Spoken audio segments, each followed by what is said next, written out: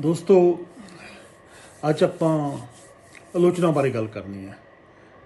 ਮੈਂ ਕਾਫੀ ਦੇਰ ਤੋਂ ਪੰਜਾਬੀ ਸਾਹਿਤ ਵਿੱਚ ਆਲੋਚਨਾ ਬਾਰੇ ਥੋੜ੍ਹਾ ਜਿਹਾ ਫਿਕਰਮੰਦ ਰਹਿਣਾ।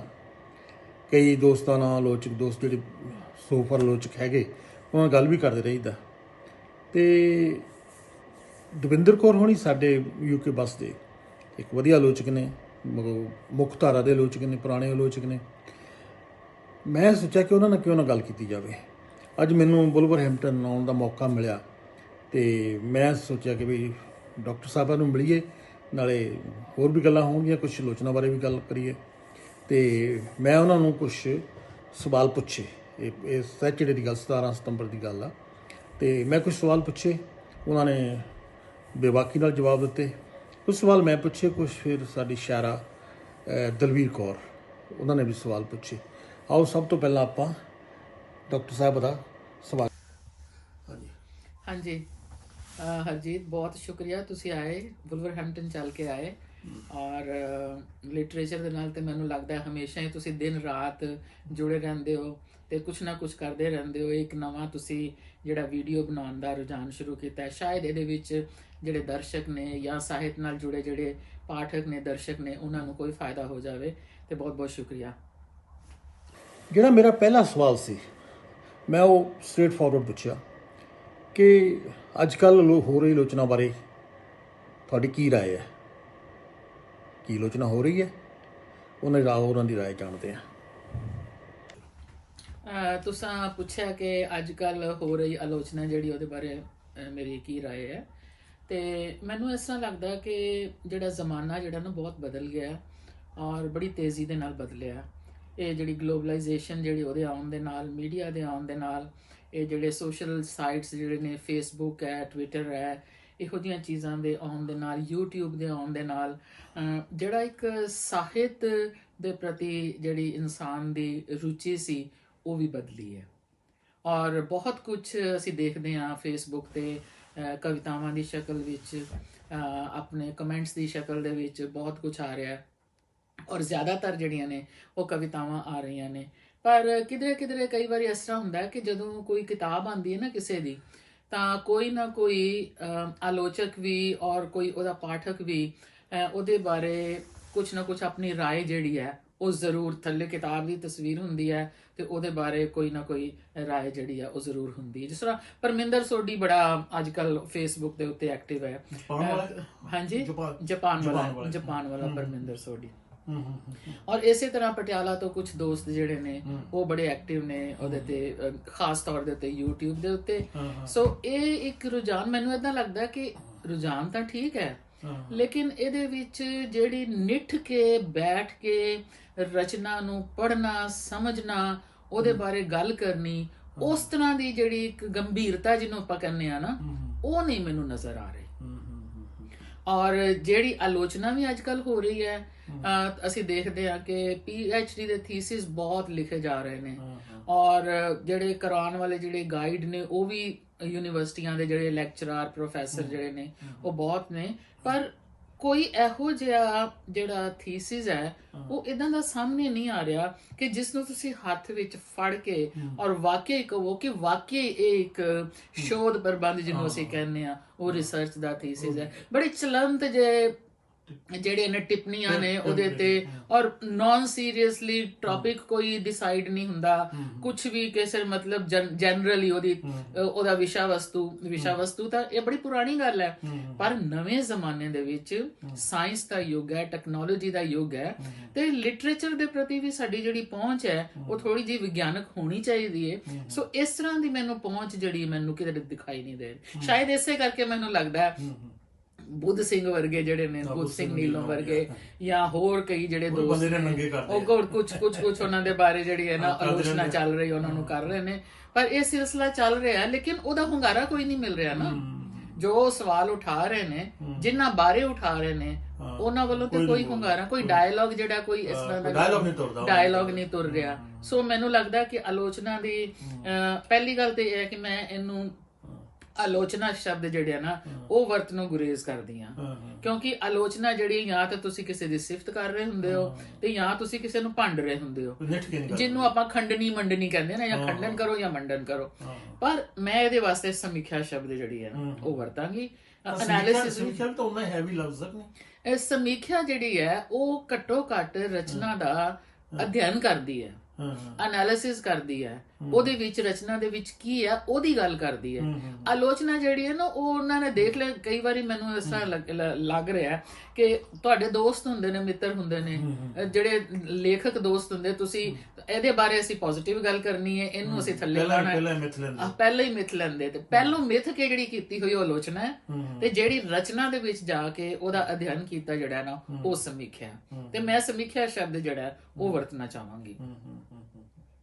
ਪਰ ਅੱਜ ਕੱਲ ਦੀ ਆਲੋਚਨਾ, ਜਿਵੇਂ ਮੈਂ ਕਿਹਾ ਕਿ ਉਹ ਮੈਨੂੰ ਸੀਰੀਅਸਨੈਸ, ਜਿਹੜਾ ਮੈਨੂੰ ਯਾਦ ਹੈ ਸੰਤ ਸਿੰਘ ਸੇਖੋਂ ਹੋਰਾਂ ਦਾ ਜ਼ਮਾਨਾ, ਡਾਕਟਰ ਹਰਭਜਨ ਸਿੰਘ ਹੋਰਾਂ ਦਾ ਜ਼ਮਾਨਾ, ਜਦੋਂ ਕਿ ਆਪਣੇ ਸਟੂਡੈਂਟਸ ਨੂੰ ਕਿਵੇਂ ਚੰਡ ਦਿੰਦੇ ਸਨ, ਜਿਵੇਂ ਮਿਹਨਤ ਕਰਵਾਉਂਦੇ ਸਨ, ਉਹ ਮਿਹਨਤ ਜਿਹੜੀ ਹੈ ਨਾ ਅੱਜ ਕੱਲ ਦੇ ਇਹਨਾਂ ਥੀਸਿਸਾਂ ਵਿੱਚ ਜਾਂ ਆਲੋਚਨਾ ਦੇ ਵਿੱਚ ਵੀ ਤੁਸੀਂ ਦੇਖੋ ਕੁਝ ਬੜੇ ਸਰਗਰਮ ਹੈਗੇ ਨੇ, ਜਿਸ ਤਰ੍ਹਾਂ ਉਹ ਹੈਗਾ ਸਿਰਸਾ, ਡਾਕਟਰ ਸੁਖਦੇਵ ਸਿਰਸਾ ਹੈ, ਜਾਂ ਉੱਥੇ ਸਰਬਜੀਤ ਹੈ, ਜਾਂ ਆਪਣਾ ਡਾਕਟਰ ਜਸਵਿੰਦਰ ਨੇ, ਇਹ ਕੁਝ ਗਿਣੇ ਚੁਣੇ 2-4 ਹੈਗੇ ਨੇ। ਪਰ ਇਹਨਾਂ ਦੇ ਵੀ ਆਪਣਾ ਇੱਕ ਜਿਹੜਾ ਉਹ ਖੱਬੇ ਪੱਖੀ ਜਿਹਨੂੰ ਆਪਾਂ ਕਹਿੰਦੇ ਆ ਕਿ ਇੱਕ ਵਿਸ਼ੇਸ਼ ਵਿਚਾਰਧਾਰਾ ਇਹਨਾਂ ਦੇ ਕੋਲ, ਉਸ ਐਂਗਲ ਤੋਂ ਹੀ ਹਰ ਰਚਨਾ ਦਾ ਐਨਾਲਿਸਿਸ ਕਰਦੇ ਨੇ। ਤੇ ਉਹ ਇਸ ਕਰਕੇ ਕੋਈ ਜਿਹਨੂੰ ਆਪਾਂ ਸਕਾਲਰਲੀ ਆਲੋਚਨਾ ਸਮੀਖਿਆ ਕਵਾਂਗੇ ਕਿ ਵਾਕਈ ਸਾਹਿਤਿਕਤਾ ਜਿਹੜੀ ਹੈ, ਜਿਵੇਂ ਅਰਸਤੂ ਦਾ ਜਿਹੜਾ ਪੋਇਟਿਕਸ ਸੀ, ਉਹਨੇ ਜਿਹੜਾ ਟ੍ਰੈਜੇਡੀ ਦਾ ਕਨਸੈਪਟ ਦਿੱਤਾ, ਉਹਨੇ ਇੱਕ ਕਾਵਿ ਸ਼ਾਸਤਰ ਤਿਆਰ ਕਰ ਦਿੱਤਾ, ਜਿਹੜਾ ਪੋਇਟਿਕਸ ਆਫ ਟ੍ਰੈਜੇਡੀ ਜਿਹੜਾ ਉਹ ਟ੍ਰੈਜੇਡੀ ਦਾ ਕਨਸੈਪਟ ਪੇਸ਼ ਕੀਤਾ। ਇਸੇ ਤਰ੍ਹਾਂ ਭਾਰਤੀ ਕਾਵਿ ਸ਼ਾਸਤਰ ਨੂੰ ਤੁਸੀਂ ਦੇਖ ਲਓ, ਉਹਦੇ ਵਿੱਚ ਨਾਟਯ ਸ਼ਾਸਤਰ ਹੈ, ਕਾਵਿ ਸ਼ਾਸਤਰ ਹੈ। ਜਦੋਂ ਅਸੀਂ ਕਾਵਿ ਸ਼ਾਸਤਰ ਦੀ ਗੱਲ ਕਰਦੇ ਹਾਂ ਤਾਂ ਉਹਦੇ ਚ ਕਵਿਤਾ ਦੀਆਂ ਜਿਹੜੀਆਂ ਜੁਗਤਾਂ ਨੇ, ਜਿਵੇਂ ਅਭਿਦਾ, ਲਕਸ਼ਣਾ, ਵਿਅੰਜਨਾ ਦੀ ਗੱਲ ਜਿਹੜੀ ਉਹ ਕਰਦੇ ਨੇ, ਜਾਂ ਨਾਟਯ ਸ਼ਾਸਤਰ ਜਿਹੜਾ ਉਹ ਨਾਟਕ ਦੀਆਂ ਜਿਹੜੀਆਂ ਆਪਣੀਆਂ ਜਿਹੜੀਆਂ ਵਿਧੀਆਂ ਨੇ ਉਹਨਾਂ ਦੀ ਗੱਲ ਕਰਦੇ ਹਨ। ਇਸ ਤਰ੍ਹਾਂ ਦੀ ਸੀਰੀਅਸ, ਜਿਹਨੂੰ ਆਪਾਂ ਕਾਵਿ ਸ਼ਾਸਤਰ ਤਿਆਰ ਕਰਨ ਵਾਲੀ ਗੱਲ ਕਹਿੰਦੇ ਆ, ਅੱਜ ਕੱਲ ਇਹੋ ਜਿਹੀ ਕੋਈ ਸਮੀਖਿਆ ਨਹੀਂ ਹੋ ਰਹੀ ਕਿ ਜਿਹਦੇ ਨਾਲ ਅਸੀਂ ਇਹ ਸੋਚੀਏ ਕਿ ਇਹ ਸਾਡੇ ਪੰਜਾਬੀ ਸਾਹਿਤ ਦਾ ਕੋਈ ਕਾਵਿ ਸ਼ਾਸਤਰ ਜਾਂ ਨਾਵਲ ਸ਼ਾਸਤਰ ਜਾਂ ਗਲਪ ਸ਼ਾਸਤਰ ਕੋਈ ਤਿਆਰ ਹੋ ਰਿਹਾ ਹੋਵੇ। ਦੇਰ ਤੋਂ ਇੱਕ ਮੈਨੂੰ ਮੇਰੇ ਮਨ ਵਿੱਚ ਸਵਾਲ ਰਹਿੰਦਾ ਹੈ ਕਿ ਆਲੋਚਨਾ ਦੀਆਂ ਕਈ ਵਿਧੀਆਂ ਹੈਗੀਆਂ। ਹਰ ਆਲੋਚਕ ਆਪਣੀ ਵਿਧੀ ਨਾਲ ਕੰਮ ਕਰਨ ਦੀ ਕੋਸ਼ਿਸ਼ ਕਰਦਾ ਤੇ ਦੂਜੇ ਦੀ ਆਲੋਚਨਾ ਨੂੰ ਜਾਂ ਦੂਜੇ ਦੀ ਵਿਧੀ ਨੂੰ ਭੰਡਦਾ। ਤੇ ਮੈਂ ਆਪਾਂ ਡਾਕਟਰ ਸਾਹਿਬਾਂ ਨੂੰ ਪੁੱਛਦੇ ਵੀ ਉਹਨਾਂ ਦੇ ਹਿਸਾਬ ਨਾਲ ਕਿਹੜੀ ਵਿਧੀ ਸਹੀ ਹੈ। ਤੇ ਅਗਲਾ ਸਵਾਲ ਸੀ ਤੁਹਾਡਾ ਕਿ ਬਈ ਕਿਸ ਤਰ੍ਹਾਂ ਦੀ ਆਲੋਚਨਾ ਜਿਹੜੀ ਹੈ ਉਹ ਸਹੀ ਹੈ। ਤੇ ਫਿਰ ਮੈਂ ਇਹੀ ਕਹਾਂਗੀ ਕਿ ਮੈਂ ਆਲੋਚਨਾ ਦੀ ਥਾਂ ਸਮੀਖਿਆ ਸ਼ਬਦ ਜਿਹੜਾ ਉਹਨੂੰ ਵਰਤਣਾ ਚਾਹਾਂਗੀ। ਔਰ ਮੈਨੂੰ ਯਾਦ ਹੈ ਡਾਕਟਰ ਹਰਭਜਨ ਸਿੰਘ ਦਾ ਜ਼ਮਾਨਾ ਯਾਦ ਹੈ। ਉਸ ਤੋਂ ਪਹਿਲਾਂ ਪ੍ਰਿੰਸੀਪਲ ਸੰਤ ਸਿੰਘ ਸੇਖੋਂ, ਡਾਕਟਰ ਅਤਰ ਸਿੰਘ, ਉਹਨਾਂ ਦਾ ਜ਼ਮਾਨਾ ਯਾਦ ਹੈ। ਤੇ ਘੱਟੋ ਘੱਟ ਜਿਹੜੇ ਭਾਵੇਂ ਜਿਹੜੇ ਸੰਤ ਸਿੰਘ ਸੇਖੋਂ ਸਨ ਜਾਂ ਅਤਰ ਸਿੰਘ ਸਨ, ਉਹਨਾਂ ਦੀ ਜਿਹੜੀ ਇੱਕ ਅਪਰੋਚ ਸੀ, ਸੰਤ ਸਿੰਘ ਸੇਖੋਂ ਉਹਨਾਂ ਦੀ ਮਾਰਕਸਵਾਦੀ ਸੀ, ਡਾਕਟਰ ਅਤਰ ਸਿੰਘ ਜਿਹੜੇ ਸੀ ਉਹਨਾਂ ਦੀ ਮਾਨਵਵਾਦੀ ਅਪਰੋਚ ਸੀ। ਪਰ ਉਹਨਾਂ ਕੋਲ ਇੱਕ ਅਪਰੋਚ ਸੀ ਜਿਹਦੇ ਨਾਲ ਉਹ ਰਚਨਾਵਾਂ ਦਾ ਐਨਾਲਿਸਿਸ ਜਿਹੜਾ ਉਹ ਕਰਦੇ ਸਨ। ਤੇ ਇਸੇ ਕਰਕੇ ਤੁਸੀਂ ਦੇਖੋਗੇ ਕਿ ਸੰਤ ਸਿੰਘ ਸੇਖੋਂ ਹੋਰਾਂ ਨੇ ਤੇ ਕਿਤਾਬ ਵੀ ਕਾਵਿ ਸ਼ਾਸਤਰ ਦੇ ਉੱਤੇ ਲਿਖੀ ਹੋਈ ਹੈ, ਪ੍ਰਿੰਸੀਪਲ ਸੰਤ ਸਿੰਘ ਸੇਖੋਂ ਹੋਰਾਂ ਨੇ। ਔਰ ਜਦੋਂ ਡਾਕਟਰ ਹਰਭਜਨ ਸਿੰਘ ਦਾ ਜ਼ਮਾਨਾ ਆਇਆ ਤਾਂ ਉਹਨਾਂ ਨੇ ਫਿਰ ਜਿਹੜੀ ਇੱਕ ਵੈਸਟ ਦੇ ਵਿੱਚ, ਜਿਹੜੀ ਇੱਕ ਰਸ਼ੀਆ ਦੇ ਵਿੱਚ ਰੂਸੀ ਰੂਪਵਾਦ ਦੀ ਗੱਲ ਚੱਲ ਰਹੀ ਸੀ, ਸੰਰਚਨਾਵਾਦ ਬਾਅਦ ਦੇ ਵਿੱਚ ਉਹਦੇ ਚ ਆਉਂਦਾ ਹੈ। ਫਿਰ ਅਮਰੀਕੀ ਨਵ ਆਲੋਚਨਾ ਜਿਹੜੀ ਹੈ ਉਹਦੀ ਗੱਲ ਕਰ ਰਹੇ ਸੀ। ਜੋ ਕੁਝ ਉਸ ਵੇਲੇ ਵੈਸਟ ਦੇ ਵਿੱਚ ਉਸ ਵੇਲੇ ਜਿਹੜਾ ਹੋ ਰਿਹਾ ਸੀ, ਬਿਲਕੁਲ ਲੇਟੈਸਟ ਜੋ ਹੋ ਰਿਹਾ ਸੀ, ਡਾਕਟਰ ਹਰਭਜਨ ਸਿੰਘ ਨੇ ਉਹ ਉਸ ਅਪਰੋਚ ਨੂੰ ਜਿਹੜਾ ਨਾ ਉਹ ਆਪਣੇ ਸਾਹਿਤ ਜਿਹੜਾ ਪੜ੍ਹਾਇਆ, ਸਟੂਡੈਂਟਸ ਕਈ ਤਿਆਰ ਕੀਤੇ, ਉਹਨਾਂ ਦੇ ਵਿੱਚ ਲਗਾਉਣ ਦੀ ਕੋਸ਼ਿਸ਼ ਕੀਤੀ। ਪਰ ਰੂਪਵਾਦ ਕੱਲਾ ਰੂਪਵਾਦ ਨਹੀਂ ਸੀ, ਉਸ ਤੋਂ ਬਾਅਦ ਸੰਰਚਨਾਵਾਦ ਪੈਦਾ ਹੋਇਆ, ਫਿਰ ਉੱਤਰ ਸੰਰਚਨਾ ਪੈਦਾ ਹੋਇਆ, ਉੱਤਰ ਸੰਰਚਨਾਵਾਦ, ਫਿਰ ਮਾਰਕਸਿਸਟ ਸਟਰਕਚਰਲਿਸਟ ਥਿਉਰੀ ਜਿਹੜੀ ਆ ਉਹ ਪੈਦਾ ਹੋਈ, ਜਾਂ ਜਿਹੜੇ ਮਤਲਬ ਦੋਨੋਂ ਜਿਹੜੀਆਂ ਸੀ ਮਾਰਕਸਿਸਟ ਔਰ ਸਟਰਕਚਰਲਿਸਟ ਜਿਹੜੇ ਸੀ ਉਹਨਾਂ ਨੂੰ ਮਿਲਾ ਕੇ ਜਿਹੜੀ ਵੇਖਣ ਦੀ ਸੀ। ਫਿਰ ਇੱਕ ਆਈਡੀਓਲੋਜੀ ਜਿਹੜੀ ਕਿ ਇੱਥੇ ਸੀ, ਆਈਡੀਓਲੋਜੀ ਦਾ ਇੱਥੇ ਸੀ ਆਪਣਾ ਮੈਨੂੰ ਨਾਮ ਨਹੀਂ ਉਹਦਾ ਯਾਦ ਆ ਰਿਹਾ, ਬੜਾ ਇੱਥੇ ਆਪਣੇ ਯੂਨੀਵਰਸਿਟੀ ਦੇ ਵਿੱਚ ਇੱਥੇ ਪ੍ਰੋਫੈਸਰ ਵੀ ਰਿਹਾ, ਉਹਨੇ ਕਨਸੈਪਟ ਆਫ ਆਈਡੀਓਲੋਜੀ ਦੀ ਕਿਤਾਬ ਵੀ ਜਿਹੜੀ ਹੈ ਉਹ ਦਿੱਤੀ ਹੈ, ਮੈਨੂੰ ਹੁਣੇ ਨਾਮ ਜੇ ਯਾਦ ਆ ਜਾਏਗਾ। ਤੇ ਉਹ ਸਾਰੇ ਭਾਵੇਂ ਆਈਡੀਓਲੋਜੀ ਦੀ ਗੱਲ ਕਰਦੇ ਸਨ ਭਾਵੇਂ, ਪਰ ਉਹ ਲਿਟਰੇਚਰ ਨੂੰ ਨਾਲ ਲੈ ਕੇ ਗੱਲ ਕਰਦੇ ਸਨ। ਔਰ ਉਹਦੇ ਵਿੱਚ ਕੀ ਹੈ ਕਿ ਉਹ ਲਿਟਰੇਚਰ ਦੀ ਜਿਹੜੀ ਲਿਟਰੇਰੀਨੈਸ ਜਿਹੜੀ ਹੈ ਉਹਨੂੰ ਉਹ ਪਹਿਲ ਦਿੰਦੇ ਸਨ। ਔਰ ਜਦੋਂ ਸਾਇੰਟੀਫਿਕ ਜਿਹੜਾ ਕਿ ਡਾਕਟਰ ਹਰਭਜਨ ਸਿੰਘ ਹੋਰਾਂ ਨੇ ਸ਼ੁਰੂ ਕੀਤਾ, ਸੰਰਚਨਾਵਾਦ ਦੀ ਗੱਲ ਸ਼ੁਰੂ ਕੀਤੀ, ਤਾਂ ਇਹਦੇ ਵਿੱਚ ਇਹ ਨਹੀਂ ਸੀ ਕਿ ਅਸੀਂ ਇੱਕੋ ਹੀ ਐਂਗਲ ਕੀ ਰੂਪ ਦੀ ਦ੍ਰਿਸ਼ਟੀ ਤੋਂ ਹੀ ਅਸੀਂ ਦੇਖਦੇ ਹਾਂ। ਰੂਪ ਸ਼ਬਦ ਹੈ, ਸੰਰਚਨਾ ਸ਼ਬਦ ਹੈ, ਸ਼ੈਲੀ ਸ਼ਬਦ ਹੈ, ਥੀਮ ਸ਼ਬਦ ਹੈ, ਔਰ ਲੇਕਿਨ ਹਰ ਇੱਕ ਸ਼ਬਦ ਦੇ ਨਾਲ ਉਹਨਾਂ ਨੇ ਵਿਗਿਆਨ ਜੋੜਿਆ, ਜਿਵੇਂ ਰੂਪ ਵਿਗਿਆਨ, ਸ਼ੈਲੀ ਵਿਗਿਆਨ, ਥੀਮ ਵਿਗਿਆਨ। ਸੋ ਇਹ ਜਦੋਂ ਵਿਗਿਆਨ ਦਾ ਮਤਲਬ ਹੈ ਕਿ ਵਿਗਿਆਨਕ ਦ੍ਰਿਸ਼ਟੀ ਤੋਂ ਸਾਹਿਤ ਦਾ ਵਿਗਿਆਨ ਇੱਕ ਹੁੰਦਾ ਹੈ, ਜਿਹੜੀ ਸਾਇੰਸ ਜਿਹੜੀ ਚੱਲਦੀ ਹੈ ਇੱਕ ਉਹਦਾ ਵਿਗਿਆਨ, ਇੱਕ ਸਾਹਿਤ ਦਾ ਆਪਣਾ ਵਿਗਿਆਨ ਦਾ ਮਤਲਬ ਹੈ ਸਾਹਿਤ ਦਾ ਜਿਹੜਾ ਆਪਣਾ ਸਿਸਟਮ ਹੈ ਉਹਦੇ ਵਿੱਚ ਜਿਹੜੀਆਂ ਸਾਡੀਆਂ ਜੁਗਤਾਂ ਕੰਮ ਕਰਦੀਆਂ ਨੇ। ਜਿਵੇਂ ਕਵਿਤਾ ਫਰਜ਼ ਕਰੋ ਅਸੀਂ ਲੈਂਦੇ ਹਾਂ, ਉਹਦੇ ਵਿੱਚ ਪ੍ਰਤੀਕ ਹੈ, ਉਹਦੇ ਵਿੱਚ ਵਿਰੋਧਾਭਾਸ ਹੈ, ਉਹਦੇ ਵਿੱਚ ਬਿੰਬਾਵਲੀ ਹੈ, ਉਹਦੇ ਵਿੱਚ ਹੋਰ ਰੂਪਕ ਆਉਂਦੇ ਨੇ, ਮੈਟਾਫਰ, ਫਿਰ ਉਹਦੇ ਵਿੱਚ ਇੱਕ ਮੈਟੋਨਮੀ ਆਉਂਦੀ ਹੈ, ਕਈ ਤਰ੍ਹਾਂ ਦੇ ਮਤਲਬ ਜਿਹੜੀਆਂ ਲਿਟਰੇਚਰ ਦੀਆਂ ਜਿਹੜੀਆਂ ਕਵਿਤਾ ਦੀਆਂ ਜਿਹੜੀਆਂ ਡਿਵਾਈਸਿਸ ਜੁਗਤਾਂ ਜਿਹੜੀਆਂ ਨੇ ਅਸੀਂ ਉਹਦੀ ਗੱਲ ਕਰਦੇ ਹਾਂ, ਉਹਨਾਂ ਨੂੰ ਅਸੀਂ ਦੇਖਦੇ ਹਾਂ। ਤੇ ਜਦੋਂ ਅਸੀਂ ਸ਼ੈਲੀ ਵਿਗਿਆਨ ਦੀ ਗੱਲ ਕਰਦੇ ਹਾਂ ਤੇ ਉਹ ਜਿਹੜਾ ਰਚਨਾਕਾਰ ਦਾ ਜਿਹੜਾ ਸਟਾਈਲ ਹੈ ਲਿਖਣ ਦਾ, ਉਹ ਜਿਹੜਾ ਸਟਾਈਲ ਹੈ ਉਹਨੂੰ ਉਹ ਕਿਸ ਢੰਗ ਦੇ ਨਾਲ ਉਹ ਆਪਣੀ ਰਚਨਾ ਦੇ ਵਿੱਚ ਜਿਹੜਾ ਵਰਤ ਰਿਹਾ, ਅਸੀਂ ਉਹਦਾ ਵਿਗਿਆਨ ਲੱਭਣ ਦੀ ਕੋਸ਼ਿਸ਼ ਕਰਦੇ ਹਾਂ। ਇਸੇ ਤਰ੍ਹਾਂ ਜਦੋਂ ਅਸੀਂ ਥੀਮ ਵਿਗਿਆਨ ਜਿਹੜਾ ਨਾ ਬਹੁਤਾ ਕਰਕੇ ਨਾਵਲਾਂ ਦੀ ਸਟੱਡੀ ਵਾਸਤੇ ਬਹੁਤ ਵਰਤਿਆ ਗਿਆ, ਕਿਉਂਕਿ ਨਾਵਲ ਜਿਹੜਾ ਹੈ ਉਹ ਕਵਿਤਾ ਨਾਲੋਂ ਵੱਖਰਾ ਹੈ ਤੇ ਨਾਵਲ ਦਾ ਇੱਕ ਆਪਣਾ ਸੰਸਾਰ ਹੁੰਦਾ ਹੈ ਤੇ ਉਹਦੇ ਵਿੱਚ ਕਈ ਤਰ੍ਹਾਂ ਦੀਆਂ ਥੀਮਕ ਇਕਾਈਆਂ ਹੁੰਦੀਆਂ ਤੇ ਉਹ ਥੀਮ ਵਿਗਿਆਨ ਜਿਹੜਾ ਉਹ ਨਾਵਲ ਦੀਆਂ ਜਿਹੜੀਆਂ ਅਲੱਗ-ਅਲੱਗ ਜਿਹੜੇ ਟੁਕੜੇ ਨੇ ਉਹਨਾਂ ਦੇ ਵਿੱਚ ਕਰ ਰਹੇ ਸਮਾਜ ਦੇ ਵਿੱਚੋਂ ਲੈ ਜਿਹੜੇ ਥੀਮ ਕੰਮ ਕਰ ਰਹੇ ਨੇ, ਉਹ ਥੀਮ ਨਾਵਲ ਦੇ ਵਿੱਚ ਇੱਕ ਗਲਪ ਦੇ ਵਿੱਚ ਜਦੋਂ ਉਹ ਪ੍ਰਵੇਸ਼ ਕਰਦੇ ਨੇ ਤੇ ਆਮ ਜਿਹੜੀ ਸਾਡੇ ਸਮਾਜ ਦੇ ਵਿੱਚ ਪਈਆਂ ਹੋਈਆਂ ਘਟਨਾਵਾਂ ਨੇ ਜਾਂ ਸਥਿਤੀਆਂ ਨੇ ਉਸ ਤੋਂ ਕਿਵੇਂ ਵੱਖਰੇ ਹੋ ਜਾਂਦੇ ਨੇ, ਕਿਵੇਂ ਉਹ ਨਾਵਲ ਬਣ ਜਾਂਦੇ ਨੇ ਜਾਂ ਕਿਵੇਂ ਉਹ ਕਹਾਣੀ ਬਣ ਜਾਂਦੇ ਨੇ, ਇਹ ਉਹਦਾ ਥੀਮ ਵਿਗਿਆਨਕ ਜਿਹੜੀ ਸਟੱਡੀ ਜਿਹੜੀ ਹੈ ਉਹ ਹੈ। ਕਹਿਣ ਦਾ ਮਤਲਬ ਇਹ ਹੈ ਕਿ ਡਾਕਟਰ ਹਰਭਜਨ ਸਿੰਘ ਦੇ ਆਉਣ ਦੇ ਨਾਲ ਸਾਹਿਤ ਪ੍ਰਤੀ ਇੱਕ ਵਿਗਿਆਨਕ ਪਹੁੰਚ ਜਿਹੜੀ ਸੀ ਉਹ ਉਹਨਾਂ ਨੇ ਇੰਟਰੋਡਿਊਸ ਕੀਤੀ। ਔਰ ਜਿੰਨੇ ਵੀ ਆਪਣੇ ਬਹੁਤ ਸਾਰੇ ਉਹਨਾਂ ਨੇ ਵਿਦਿਆਰਥੀ ਜਿਹੜੇ ਨੇ ਉਹਨਾਂ ਨੂੰ PhD ਕਰਾਈ ਔਰ ਸਭ ਨੂੰ ਵੱਖਰੇ ਵੱਖਰੇ ਜਿਹੜੇ ਨੇ ਉਹ ਵਿਸ਼ੇ ਦਿੱਤੇ। ਇਹ ਮੈਂ ਕਹਿੰਦੀ ਆ ਕਿ ਇੱਕ ਜਿਹੜੀ ਸਪੈਸ਼ਲਾਈਜੇਸ਼ਨ ਜਿਹਨੂੰ ਅਸੀਂ ਕਹਿੰਦੇ ਆ ਨਾ, ਇਹ ਉਸ ਤਰ੍ਹਾਂ ਦੀ ਅਪਰੋਚ ਹੈਗੀ ਆ। ਜਿਵੇਂ ਡਾਕਟਰ ਹੈ ਫਰਜ਼ ਕਰ ਲਓ, ਬ੍ਰੇਨ ਦਾ ਡਾਕਟਰ ਤੁਹਾਨੂੰ ਅਲੱਗ ਮਿਲੇਗਾ, ਹਾਰਟ ਦਾ ਅਲੱਗ ਮਿਲੇਗਾ, ਆਰਥਰਾਈਟਿਸ ਦਾ ਜਿਹੜਾ ਡਾਕਟਰ ਜਿਹੜਾ ਹੈ ਨਾ ਉਹ ਅਲੱਗ ਮਿਲੇਗਾ। ਤੇ ਉਹ ਹਰ ਇੱਕ ਜਦੋਂ ਉਹ ਟ੍ਰੀਟ ਕਰਦੇ ਨੇ ਕਿਸੇ ਮਰੀਜ਼ ਨੂੰ ਔਰ ਉਹ ਆਪਣੇ ਹਿਸਾਬ ਆਪਣੇ ਜਿਹੜੇ ਦਾਇਰੇ ਦੇ ਵਿੱਚ ਰਹਿ ਕੇ ਉਹਦੇ ਵਿੱਚ ਸਪੈਸ਼ਲਾਈਜ਼ ਕਰਦੇ ਆ ਤੇ ਉਹਨੂੰ ਉਸ ਤਰ੍ਹਾਂ ਟ੍ਰੀਟ ਕਰਦੇ ਆ। ਸੋ ਇਸੇ ਤਰ੍ਹਾਂ ਇੱਕ ਅਸੀਂ ਇਹ ਤੇ ਨਹੀਂ ਕਹਿ ਸਕਦੇ ਕਿ ਬਈ ਸਾਹਿਤ ਜਿਹੜਾ ਉਹ ਇੱਕ ਸਾਇੰਸ ਵਰਗੀ ਕੋਈ ਚੀਜ਼ ਹੈ, ਕਿਉਂਕਿ ਸਾਇੰਸ ਜਿਹੜਾ ਉਹ ਥੋੜਾ ਜਿਹਾ ਮੋਰ ਮਕੈਨੀਕਲ ਹੈ, ਪਰ ਸਾਹਿਤ ਜਿਹੜਾ ਉਹਦੇ ਵਿੱਚ ਮਨੁੱਖੀ ਇਮੋਸ਼ਨਸ ਵੀ ਹੁੰਦੀਆਂ ਨੇ ਔਰ ਉਹਦੇ ਵਿੱਚ ਹੋਰ ਤਰ੍ਹਾਂ ਦੇ ਕਈ ਭਾਵ, ਉਹਦੇ ਵਿੱਚ ਹੋਰ ਤਰ੍ਹਾਂ ਦੇ ਕਈ ਜਿਹੜੀਆਂ ਸੋਚਾਂ ਜਿਹੜੀਆਂ ਨੇ ਮਨੁੱਖ ਦੀਆਂ ਸੋਚਾਂ। ਜਿਵੇਂ ਗੁਲਾਬ ਦਾ ਫੁੱਲ ਹੈ ਫਰਜ਼ ਕਰੋ, ਸਾਇੰਸ ਵਾਲਾ ਜਿਹੜਾ ਦੇਖੇਗਾ ਉਹਦੀਆਂ ਪੱਤੀਆਂ ਦੇਖੇਗਾ, ਉਹਦਾ ਕੁਝ ਦੇਖੇਗਾ, ਪਰ ਜੇ ਰਾਈਟਰ ਜਿਹੜਾ ਹੈ ਉਹਦੀ ਖੁਸ਼ਬੂ ਦੇਖੇਗਾ। ਫਰਕ ਹੈ ਸਾਇੰਸ ਤੇ ਉਹਦੇ ਵਿੱਚ ਸਾਹਿਤ ਦੇ ਵਿੱਚ। ਲੇਕਿਨ ਆਪਾਂ ਅਪਰੋਚ ਦੀ ਗੱਲ ਕਰ ਰਹੇ ਹਾਂ, ਵਿਗਿਆਨਕ ਅਪਰੋਚ ਦੀ ਗੱਲ ਕਰ ਰਹੇ ਹਾਂ। ਸਾਹਿਤ ਨੂੰ ਸਾਹਿਤ ਬਣਾਉਣ ਵਾਲੀਆਂ ਜਿਹੜੀਆਂ ਜੁਗਤਾਂ ਨੇ, ਜਦੋਂ ਅਸੀਂ ਉਹਨਾਂ ਦੀ ਗੱਲ ਕਰਦੇ ਹਾਂ ਤੇ ਉਹ ਅਸੀਂ ਵਿਗਿਆਨਕ ਦ੍ਰਿਸ਼ਟੀ ਹੈ ਸਾਡੀ, ਸਾਹਿਤ ਨੂੰ ਵੇਖਣ ਦੀ ਵਿਗਿਆਨਕ ਦ੍ਰਿਸ਼ਟੀ ਹੈ। ਲੇਕਿਨ ਇਹ ਪੱਕੀ ਗੱਲ ਹੈ ਕਿ ਜਿਹੜੀ ਆਮ ਜਿਹੜੀ ਦੂਸਰੀ ਸਾਇੰਸ ਹੈ ਉਹਦੇ ਨਾਲੋਂ ਸਾਹਿਤ ਜਿਹੜਾ ਹੈ ਉਹ ਵੱਖਰਾ ਹੈ। ਉਹਦੇ ਚ ਦਰਸ਼ਨ ਵੀ ਹੈ, ਫਿਲਾਸਫੀ ਵੀ ਹੈ, ਔਰ ਉਹਦੇ ਵਿੱਚ ਸਾਇੰਸ ਦੇ ਵਿੱਚ ਆਪਣੀ ਤਰ੍ਹਾਂ ਦੇ ਜਿਹੜੇ ਉਹਨਾਂ ਦੇ ਹੈਗੇ ਨੇ ਇੱਕ ਮਕੈਨੀਕਲ ਤਰੀਕੇ ਦੇ ਨਾਲ ਗੱਲ ਜਿਹੜੀ ਹੈ ਉਹ ਚੱਲਦੀ ਹੈ। ਸੋ ਇਹ ਮੈਂ ਸਮਝਦੀ ਹਾਂ ਕਿ ਇਸ ਤਰ੍ਹਾਂ ਦੀ ਜਿਹੜੀ ਸਮੀਖਿਆ ਸੀ, ਜਦੋਂ ਉਹ ਹੁਣ ਕਿਉਂਕਿ ਉਹ ਰਹੇ ਨਹੀਂ ਦੁਨੀਆ ਦੇ ਉੱਤੇ, ਔਰ ਉਸ ਤੋਂ ਬਾਅਦ ਸਾਡੇ ਸਾਹਮਣੇ ਕੋਈ ਇਸ ਤਰ੍ਹਾਂ ਦਾ ਸਤਿੰਦਰ ਸਿੰਘ ਨੂਰ ਆਏ, ਪਰ ਉਹਨਾਂ ਨੇ ਜਿਹੜੇ ਥੀਸਿਸ ਤਿਆਰ ਕਰਵਾਏ ਬਹੁਤ ਜ਼ਿਆਦਾ ਮਾਤਰਾ ਦੇ ਵਿੱਚ, ਗਿਣਤੀ ਵਿੱਚ ਬਹੁਤ ਥੀਸਿਸ ਤਿਆਰ ਕਰਵਾਏ, ਲੇਕਿਨ ਜਿਹੜੀ ਕੁਆਲਿਟੀ ਸਾਨੂੰ ਹਰਭਜਨ ਸਿੰਘ ਦੇ ਦੌਰ ਦੀ ਜਿਹੜੇ ਤਿਆਰ ਕੀਤੇ ਹੋਏ ਜਿਹੜੇ ਥੀਸਿਸਾਂ ਵਿੱਚ ਮਿਲਦੀ ਹੈ, ਉਹ ਕੁਆਲਿਟੀ ਗਾਇਬ ਹੋ ਗਈ।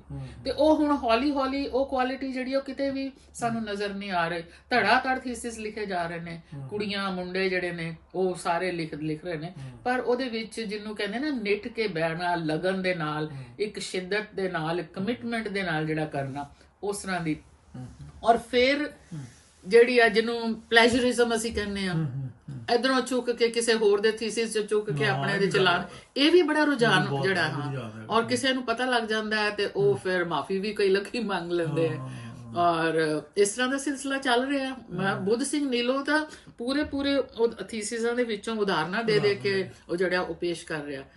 ਮੇਰਾ ਇੱਕ ਤਜਰਬਾ ਇਹ ਹੈਗਾ ਕਿ ਡਾਕਟਰ ਸਵਰਨ ਚੰਦਨ ਨੇ ਜਿਹੜਾ ਪ੍ਰਵਾਸੀ ਸਾਹਿਤ ਦੀ ਪਰਿਭਾਸ਼ਾ ਬੰਨੀ ਸੀ, ਉਹਨੂੰ ਲੋਕ ਉਹੀ ਪਰਿਭਾਸ਼ਾ ਆਪਣੇ ਨਾਂ ਹੇਠ ਦੇਈ ਜਾਂਦੇ ਨੇ। ਇਹ ਸਾਡਾ ਉਹਦਾ ਨਾਮ ਨਹੀਂ ਵਰਤਦੇ। ਇਹ ਜਿਹੜੀ ਇਮਾਨਦਾਰੀ ਹੈ ਨਾ, ਪਤਾ ਨਹੀਂ ਕਿਉਂ ਸਾਡੇ ਪੰਜਾਬੀ ਮਤਲਬ ਮੁਆਸ਼ਰੇ ਦੇ ਵਿੱਚ, ਸਾਹਿਤਿਕ ਮੁਆਸ਼ਰੇ ਦੇ ਵਿੱਚ ਇਦਾਂ ਦੀ ਇਮਾਨਦਾਰੀ ਕਿਉਂ ਨਹੀਂ ਮਿਲਦੀ।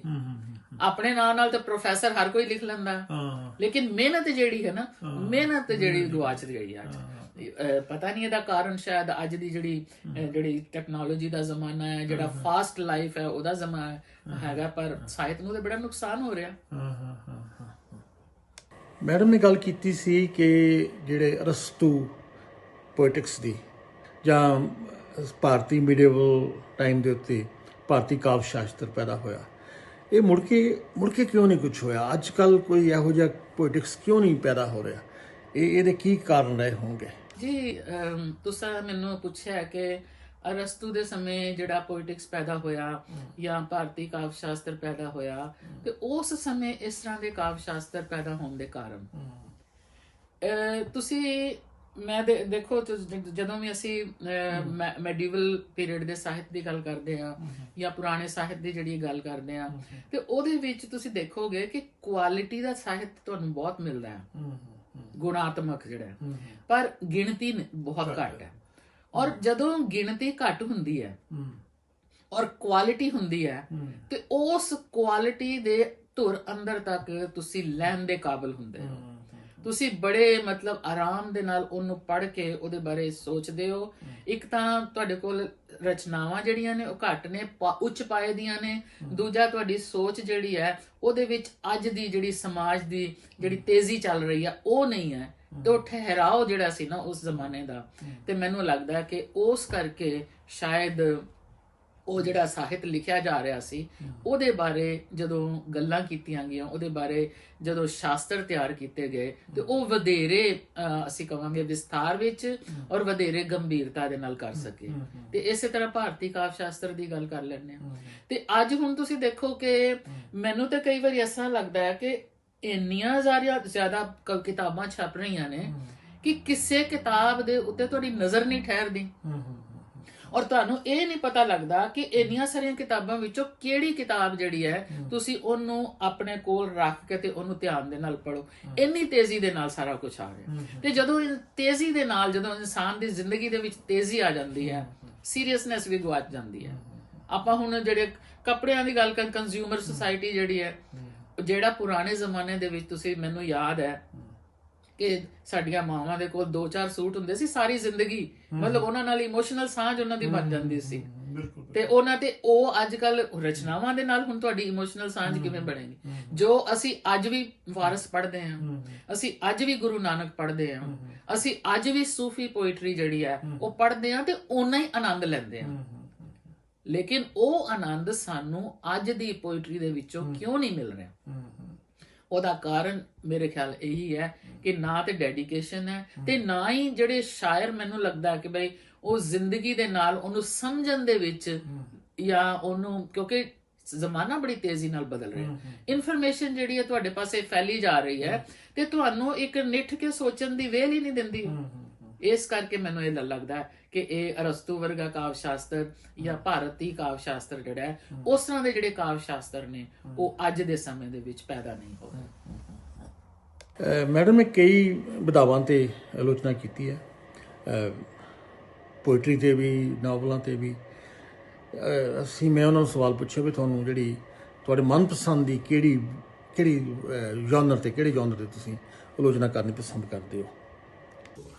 ਹਾਂਜੀ, ਜਿਵੇਂ ਤੁਸੀਂ ਮੈਨੂੰ ਪੁੱਛਿਆ ਕਿ ਵੀ ਮੈਨੂੰ ਕਿਹੜੀ ਵਿਧਾ ਤੇ ਆਲੋਚਨਾ ਕਰਨੀ ਚੰਗੀ ਲੱਗਦੀ ਹੈ, ਤੇ ਉਹਦੇ ਵਾਸਤੇ ਮੇਰਾ ਤਾਂ ਇੱਕੋ ਹੀ ਜਵਾਬ ਹੈ ਕਿ ਮੇਰੀ ਸਾਰੀ ਟ੍ਰੇਨਿੰਗ ਜਿਹੜੀ ਹੈ ਉਹ ਜਿਹੜੀ ਰੂਪਵਾਦੀ ਆਲੋਚਨਾ ਜਿਹੜੀ ਆ ਉਹ ਹੋਈ ਹੈ ਤੇ ਨਾਲ ਜਿਹੜੀ ਸੰਰਚਨਾਵਾਦੀ ਅਪਰੋਚ ਜਿਹੜੀ ਆ ਉਹ ਹੋਈ ਹੈ। ਪਰ ਤੁਸੀਂ ਇਹ ਦੇਖੋਗੇ ਕਿ ਮੈਂ ਜਦੋਂ ਸ਼ੁਰੂ ਦੇ ਵਿੱਚ ਪਹਿਲੀਆਂ ਜਿਹੜੀਆਂ ਕਿਤਾਬਾਂ ਜਦੋਂ ਮੈਂ ਲਿਖੀਆਂ ਥੀਸਿਸ ਤੋਂ ਬਾਅਦ, ਤੇ ਉਸ ਵੇਲੇ ਰੂਪਵਾਦੀ ਬਹੁਤ ਮੇਰੀ ਮਕੈਨੀਕਲ ਜੀ ਕਿਸਮ ਦੀ ਜਿਸ ਤਰ੍ਹਾਂ ਦੀ ਮੇਰੀ ਉਹਨਾਂ ਦੇ ਸਟੱਡੀ ਹੋਈ ਸੀ, ਮੈਂ ਉਸ ਤਰ੍ਹਾਂ ਕੀਤੀ। ਪਰ ਹੌਲੀ ਅਪਰੋਚ ਜਿਹੜੀ ਹੈ ਮੇਰੀ ਥੋੜੀ ਜਿਹੀ, ਇੱਕ ਤਾਂ ਮੇਰੇ ਲੈਂਗੁਏਜ ਜਿਹੜੀ ਆ ਉਹਦੇ ਵਿੱਚ ਸਰਲਤਾ ਆਈ, ਔਰ ਦੂਸਰਾ ਕਿਉਂਕਿ ਮੈਨੂੰ ਕਲੈਰਿਟੀ ਟਾਈਮ ਦੇ ਨਾਲ ਹੁੰਦੀ ਗਈ, ਤੇ ਮੈਨੂੰ ਹੈ ਤਾਂ ਮੇਰੀ ਅਪਰੋਚ ਤੇ ਉਹੀ ਰਹੀ ਕਿ ਮੈਂ ਰਚਨਾ ਜਿਹੜੀ ਆ ਉਹਨੂੰ ਆਪਣਾ ਟੈਕਸਟ ਓਰੀਐਂਟਡ ਜਿਹਨੂੰ ਕਹਿੰਦੇ ਆ ਉਹੀ ਸੀ। ਪਰ ਮੈਂ ਜ਼ਿਆਦਾ ਬਹੁਤ ਰਿਜਿਡ ਹੋਣ ਦੀ ਬਜਾਏ ਮੈਂ ਰਚਨਾ ਦਾ ਜਿਹੜਾ ਵਿਹਾਰ ਹੈ, ਰਚਨਾ ਦਾ ਆਪਣਾ ਵਿਹਾਰ ਹੈ, ਮੈਂ ਉਹਦੇ ਵਿੱਚ ਜ਼ਿਆਦਾ ਇੰਟਰਸਟਿਡ ਹੋ ਗਈ। ਤੇ ਮੈਂ ਕਹਾਂਗੀ ਕਿ ਵੀ ਮੇਰੀ ਜਿਹੜੀ ਆਲੋਚਨਾ ਹੈ ਬਹੁਤ ਹੀ ਜਿਹੜੀ ਹੈ ਉਹ ਪ੍ਰੈਕਟੀਕਲ ਜਿਹਨੂੰ ਆਪਾਂ ਕਹਿੰਦੇ ਆ, ਵਿਹਾਰਕ ਆਲੋਚਨਾ ਜਿਹੜੀ ਹੈ ਨਾ, ਉਹ ਮੈਂ ਵਿਹਾਰਕ ਆਲੋਚਨਾ ਕਰਨਾ ਜ਼ਿਆਦਾ ਪਸੰਦ ਕਰਦੀ ਹਾਂ। ਕਿਉਂਕਿ ਕਿਰਿਆ ਪ੍ਰਤੀ ਕਿਰਿਆ, ਮੈਨੂੰ ਯਾਦ ਹੈ ਮੈਨੂੰ ਕਈ ਵਾਰੀ ਹਾਸਾ ਵੀ ਆਉਂਦਾ ਔਰ ਮੈਨੂੰ ਠੀਕ ਵੀ ਲੱਗਦਾ ਜਦੋਂ ਮੇਰੀ ਕਿਤਾਬ ਆਈ ਸੀ ਕਿਰਿਆ ਪ੍ਰਤੀ ਕਿਰਿਆ, ਤੇ ਉਹਦੇ ਵਿੱਚ ਜਿਵੇਂ ਜਿਹੜੇ ਕੋਰਸ ਨਹੀਂ ਇੰਡੀਆ ਦੇ ਵਿੱਚ ਲਿਖੀ ਸੀ, ਤੇ ਉਹ ਨਾ ਜਦੋਂ ਉਹਦੇ ਵਿੱਚ ਜਿਹੜੇ ਸਾਹਿਤਿਕ ਕੋਡਸ, ਸੱਭਿਆਚਾਰਕ ਕੋਡਸ, ਉਹ ਸਾਰੇ ਮੈਂ ਕੋਈ ਵੀ ਕਵਿਤਾ ਲੈਣੀ ਉਹਦੇ ਵਿੱਚੋਂ ਕੋਡਸ ਉਦਾਂ ਹੀ ਲੱਭੀ ਜਾਣੇ। ਸੋ ਇਸ ਤਰੀਕੇ ਦੇ ਨਾਲ ਉਹ ਕਿਤਾਬ ਜਿਹੜੀ ਹੈ ਉਹ ਮੇਰੀ, ਹਾਲਾਂਕਿ ਡਾਕਟਰ ਹਰਭਜਨ ਸਿੰਘ ਨੇ ਬੜੀ ਸਿਫਤ ਕੀਤੀ ਉਸ ਕਿਤਾਬ ਦੀ, ਪਰ ਮੈਨੂੰ ਇੱਕ ਸਾਡੇ ਨਰਿੰਦਰ ਸਿੰਘ ਹੈਗੇ ਨੇ, ਡਾਕਟਰ ਨਰਿੰਦਰ ਸਿੰਘ, ਸਾਡੇ ਨਾਲ ਹੀ ਉੱਥੇ PhD ਕਰਦੇ ਹੁੰਦੇ ਸੀ, ਉਹਨੇ ਇੱਕ ਨਾਮ ਦਿੱਤਾ, ਇਹ ਕਹਿੰਦੇ ਇਹ ਪ੍ਰਤੀ ਕਿਰਿਆ ਨਹੀਂ, ਇਹ ਪੱਛੀ ਕਿਰਿਆ, ਕਿ ਤੁਸੀਂ ਲਿਟਰੇਚਰ ਨੂੰ ਪੱਛ ਦਿੱਤਾ ਹੈ, ਜਿਵੇਂ ਤੁਸੀਂ ਉਹਦੇ ਵਿੱਚ ਖੋੜ ਪਛਾਣਦੇ ਹੋ।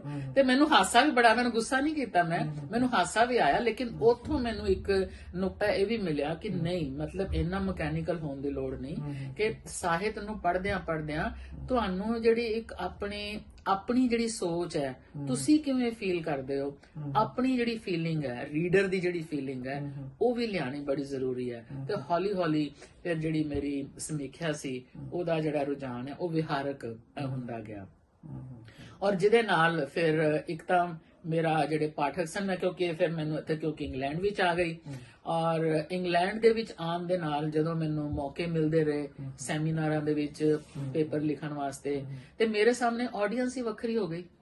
ਜਦੋਂ ਮੈਂ ਇੰਡੀਆ ਵਿੱਚ ਸੀ ਮੇਰੇ ਲਈ ਆਡੀਅנס ਉੱਥੋਂ ਦੇ ਸਟੂਡੈਂਟਸ ਸਨ, ਪਰ ਇੱਥੇ ਆਈ ਤੇ ਇਹ ਸਾਰਾ ਜਿਹੜੇ ਸਾਡੇ ਦੋਸਤ, ਲੇਖਕ ਦੋਸਤ ਹੋ ਗਏ ਜਾਂ ਉਹਨਾਂ ਦੇ ਨਾਲ ਪਰਿਵਾਰਾਂ ਦੇ ਜਿਹੜੇ ਲੋਕ ਸੀ ਉਹ ਹੋ ਗਏ, ਤੇ ਮੇਰੇ ਲਈ ਜ਼ਰੂਰੀ ਹੋ ਗਿਆ ਕਿ ਇਸ ਤਰੀਕੇ ਦੀ ਲੈਂਗੁਏਜ ਵਰਤੀ ਜਾਏ, ਭਾਸ਼ਾ ਵਰਤੀ ਜਾਏ, ਜਿਹੜੀ ਕਿ ਸਾਡੇ ਇੱਥੋਂ ਦੀ ਜਿਹੜੀ ਆਡੀਅנס ਹੈ ਉਹਨਾਂ ਦੇ ਸਮਝ ਵਿੱਚ ਆਏ। ਤੇ ਫਿਰ ਮੈਂ ਹੌਲੀ ਆਪਣੀ ਲੈਂਗੁਏਜ ਵੀ ਬਦਲੀ, ਆਸਾਨ ਕੀਤੀ, ਔਰ ਨਾਲ ਹੀ ਨਾਲ ਟਾਈਮ ਦੇ ਨਾਲ ਇੱਥੋਂ ਦੇ ਜਿਹੜੇ ਰਾਈਟਰ ਸੀ ਉਹਨਾਂ ਨੂੰ ਵੀ ਪੜ੍ਹਨ ਦਾ ਮੌਕਾ ਮਿਲਿਆ, ਔਰ ਵਿਚਾਰਾਂ ਦੇ ਵਿੱਚ ਵੀ ਮੇਰੀ ਕਲੈਰਿਟੀ ਆਉਂਦੀ ਗਈ। ਤੇ ਉਹ ਇੱਕ ਵਿਹਾਰਕ ਜਿਹੜੀ ਆਲੋਚਨਾ ਸੀ ਨਾ, ਉਹ ਫਿਰ ਮੈਂ ਉਹਨੂੰ ਆਪਣਾ ਟੀਚਾ ਹੀ ਬਣਾ ਲਿਆ, ਕਿਉਂਕਿ ਮੈਨੂੰ ਏਦਾਂ ਲੱਗਦਾ ਸੀ ਕਿ ਇਹੋ ਜਿਹੀ ਸਮੀਖਿਆ ਕਰਕੇ ਤੁਸੀਂ ਪਾਠਕ ਦੇ ਨਾਲ ਜ਼ਿਆਦਾ ਨੇੜੇ ਜੁੜ ਜਾਂਦੇ ਹੋ, ਤੇ ਜਿਹੜੀ ਬਿਲਕੁਲ ਟੈਕਨੀਕਲ ਆਲੋਚਨਾ ਹੋਏਗੀ ਤਾਂ ਉਹ ਹਰ ਇੱਕ ਬੰਦਾ ਜਿਹੜਾ ਉਹਦੇ ਨਾਲ ਜੁੜ ਨਹੀਂ ਸਕਦਾ।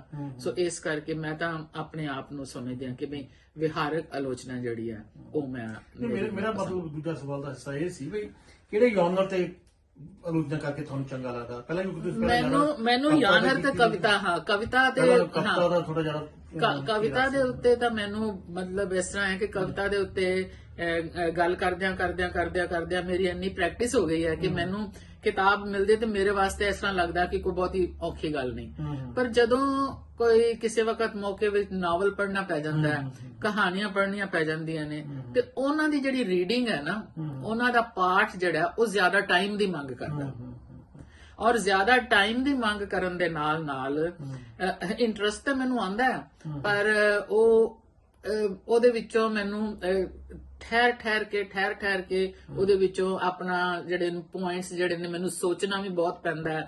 ਜਦ ਕਿ ਕਵਿਤਾ ਦੇ ਬਾਰੇ ਮੈਂ ਜਲਦੀ ਮੈਂ ਗੱਲ ਕਰ ਲੈਂਦੀ ਹਾਂ। ਪਰ ਮੈਂ ਪਿੱਛੇ ਜੇ ਮੈਨੂੰ ਮੌਕਾ ਮਿਲਿਆ, ਤੁਸੀਂ ਤੁਹਾਨੂੰ ਪਤਾ ਹੀ ਹੈ ਕਿ ਕੁਝ ਨਾਵਲ ਜਿਹੜੇ ਸੇ ਨਵੇਂ ਆਏ ਨੇ, ਡਾਕਟਰ ਕਰਨੈਲ ਹੋਰਾਂ ਦਾ ਆਇਆ, ਆਪਣਾ ਜਸਵਿੰਦਰ ਰਤੀਆਂ ਦਾ ਆਇਆ, ਫਿਰ ਮਹਿੰਦਰਪਾਲ ਧਾਲੀਵਾਲ ਦਾ ਨਾਵਲ ਆਇਆ, ਉਹਨਾਂ ਬਾਰੇ ਮੈਨੂੰ ਮੌਕਾ ਮਿਲਿਆ। ਤੇ ਤੁਹਾਡੇ ਨਾਵਲ ਦੇ ਬਾਰੇ ਤੁਹਾਡੇ ਬਾਰੇ ਮੈਂ ਪਹਿਲਾਂ ਐਵੇਂ ਇੱਕਾ ਦੁੱਕਾ ਥੋੜੀਆਂ ਗੱਲਾਂ ਕੀਤੀਆਂ, ਜਿਵੇਂ ਸਾਊਥ ਹਾਲ ਤੇ ਕੀਤੀਆਂ, ਬ੍ਰਿਟਿਸ਼ ਬੌਰਨ ਦੇਸੀ ਤੇ ਥੋੜੀਆਂ ਕੀਤੀਆਂ, ਪਰ ਉਸ ਤਰ੍ਹਾਂ ਡਿਟੇਲ ਦੇ ਵਿੱਚ ਜਿਸ ਤਰ੍ਹਾਂ ਨਾ ਉਹ ਕਰਨ ਦਾ ਮੈਨੂੰ ਅੱਜ ਮੌਕਾ ਨਹੀਂ ਮਿਲਿਆ। ਨਹੀਂ, ਮੈਂ ਹੁਣ ਜਿਹੜਾ ਸਫ਼ਰ ਹੈ ਨਾ ਤੁਹਾਡਾ ਨਾਵਲ, ਇਹ ਸਫ਼ਰ ਨਾਵਲ, ਮੈਂ ਇੱਕ ਤੇ ਮੈਨੂੰ ਕਿ ਛੋਟਾ ਆ, ਤੇ ਦੂਸਰਾ ਕਿਉਂਕਿ ਇਹ ਮੇਰੇ ਨਾਲ ਇੰਡੀਅਨ ਵਰਕਰਸ ਐਸੋਸੀਏਸ਼ਨ ਨਾਲ ਰਿਲੇਟਡ ਹੈ, ਤੇ ਉਹ ਕਿਉਂਕਿ ਮੈਂ ਸਾਰੇ ਇੰਨੇ ਦੌਰਾਨ ਦੇ ਵਿੱਚ ਇਹਨਾਂ ਲੋਕ ਜਿਹੜੇ ਨੇ ਕਿਵੇਂ ਸਾਹਮਣੇ ਇਹਨਾਂ ਦੀ ਐਕਟੀਵਿਟੀਜ਼ ਆਉਂਦੀਆਂ ਰਹੀਆਂ, ਤੇ ਮੇਰੇ ਇੰਟਰਸਟ ਦੀ ਵੀ ਗੱਲ ਹੋਏਗੀ, ਤੇ ਮੈਂ ਇਹਦੇ ਬਾਰੇ ਜਿਹੜਾ ਨਾ ਜ਼ਰੂਰ ਆਪਣੇ ਜਿਹੜੇ ਵਿਚਾਰ, ਜਿੰਨਾ ਵੀ ਮੇਰੇ ਕੋਲ ਸਮਰੱਥਾ ਹੋਏਗੀ, ਮੈਂ ਜ਼ਰੂਰ ਇਹਦੇ ਬਾਰੇ ਲਿਖਾਂਗੀ। ਇੱਕ ਮੈਨੂੰ ਹੋਰ ਗੱਲ ਦੱਸੋ ਕਿ ਤੁਸੀਂ ਕਵਿਤਾ ਵੀ ਲਿਖਦੇ ਹੋ, ਬਹੁਤ ਵਧੀਆ ਕਵਿਤਾ ਲਿਖਦੇ ਹੋ। ਜਦੋਂ ਕਵਿਤਾ ਲਿਖਦੇ ਹੋ, ਤੁਹਾਡੇ ਆਲੋਚਕਾਂ ਵਾਲੀ ਉਹ ਸਵਿਚ ਆਫ ਕਰ ਦਿੰਦੇ ਹੋ ਕਿਵੇਂ? ਬਿਲਕੁਲ ਸਵਿਚ ਆਫ ਇਸ ਤਰ੍ਹਾਂ ਹੋ ਜਾਂਦਾ ਕਿ ਪਤਾ ਨਹੀਂ ਲੱਗਦਾ, ਕਿਉਂਕਿ ਕਈ ਵਾਰੀ ਇਸ ਤਰ੍ਹਾਂ ਹੁੰਦਾ ਕਿ ਜੇ ਮੈਂ ਆਪਣੀ ਕਵਿਤਾ ਦੇ ਐਨਾਲਿਸਿਸ ਕਰਨ ਲੱਗ ਜਾਵਾਂ ਨਾ,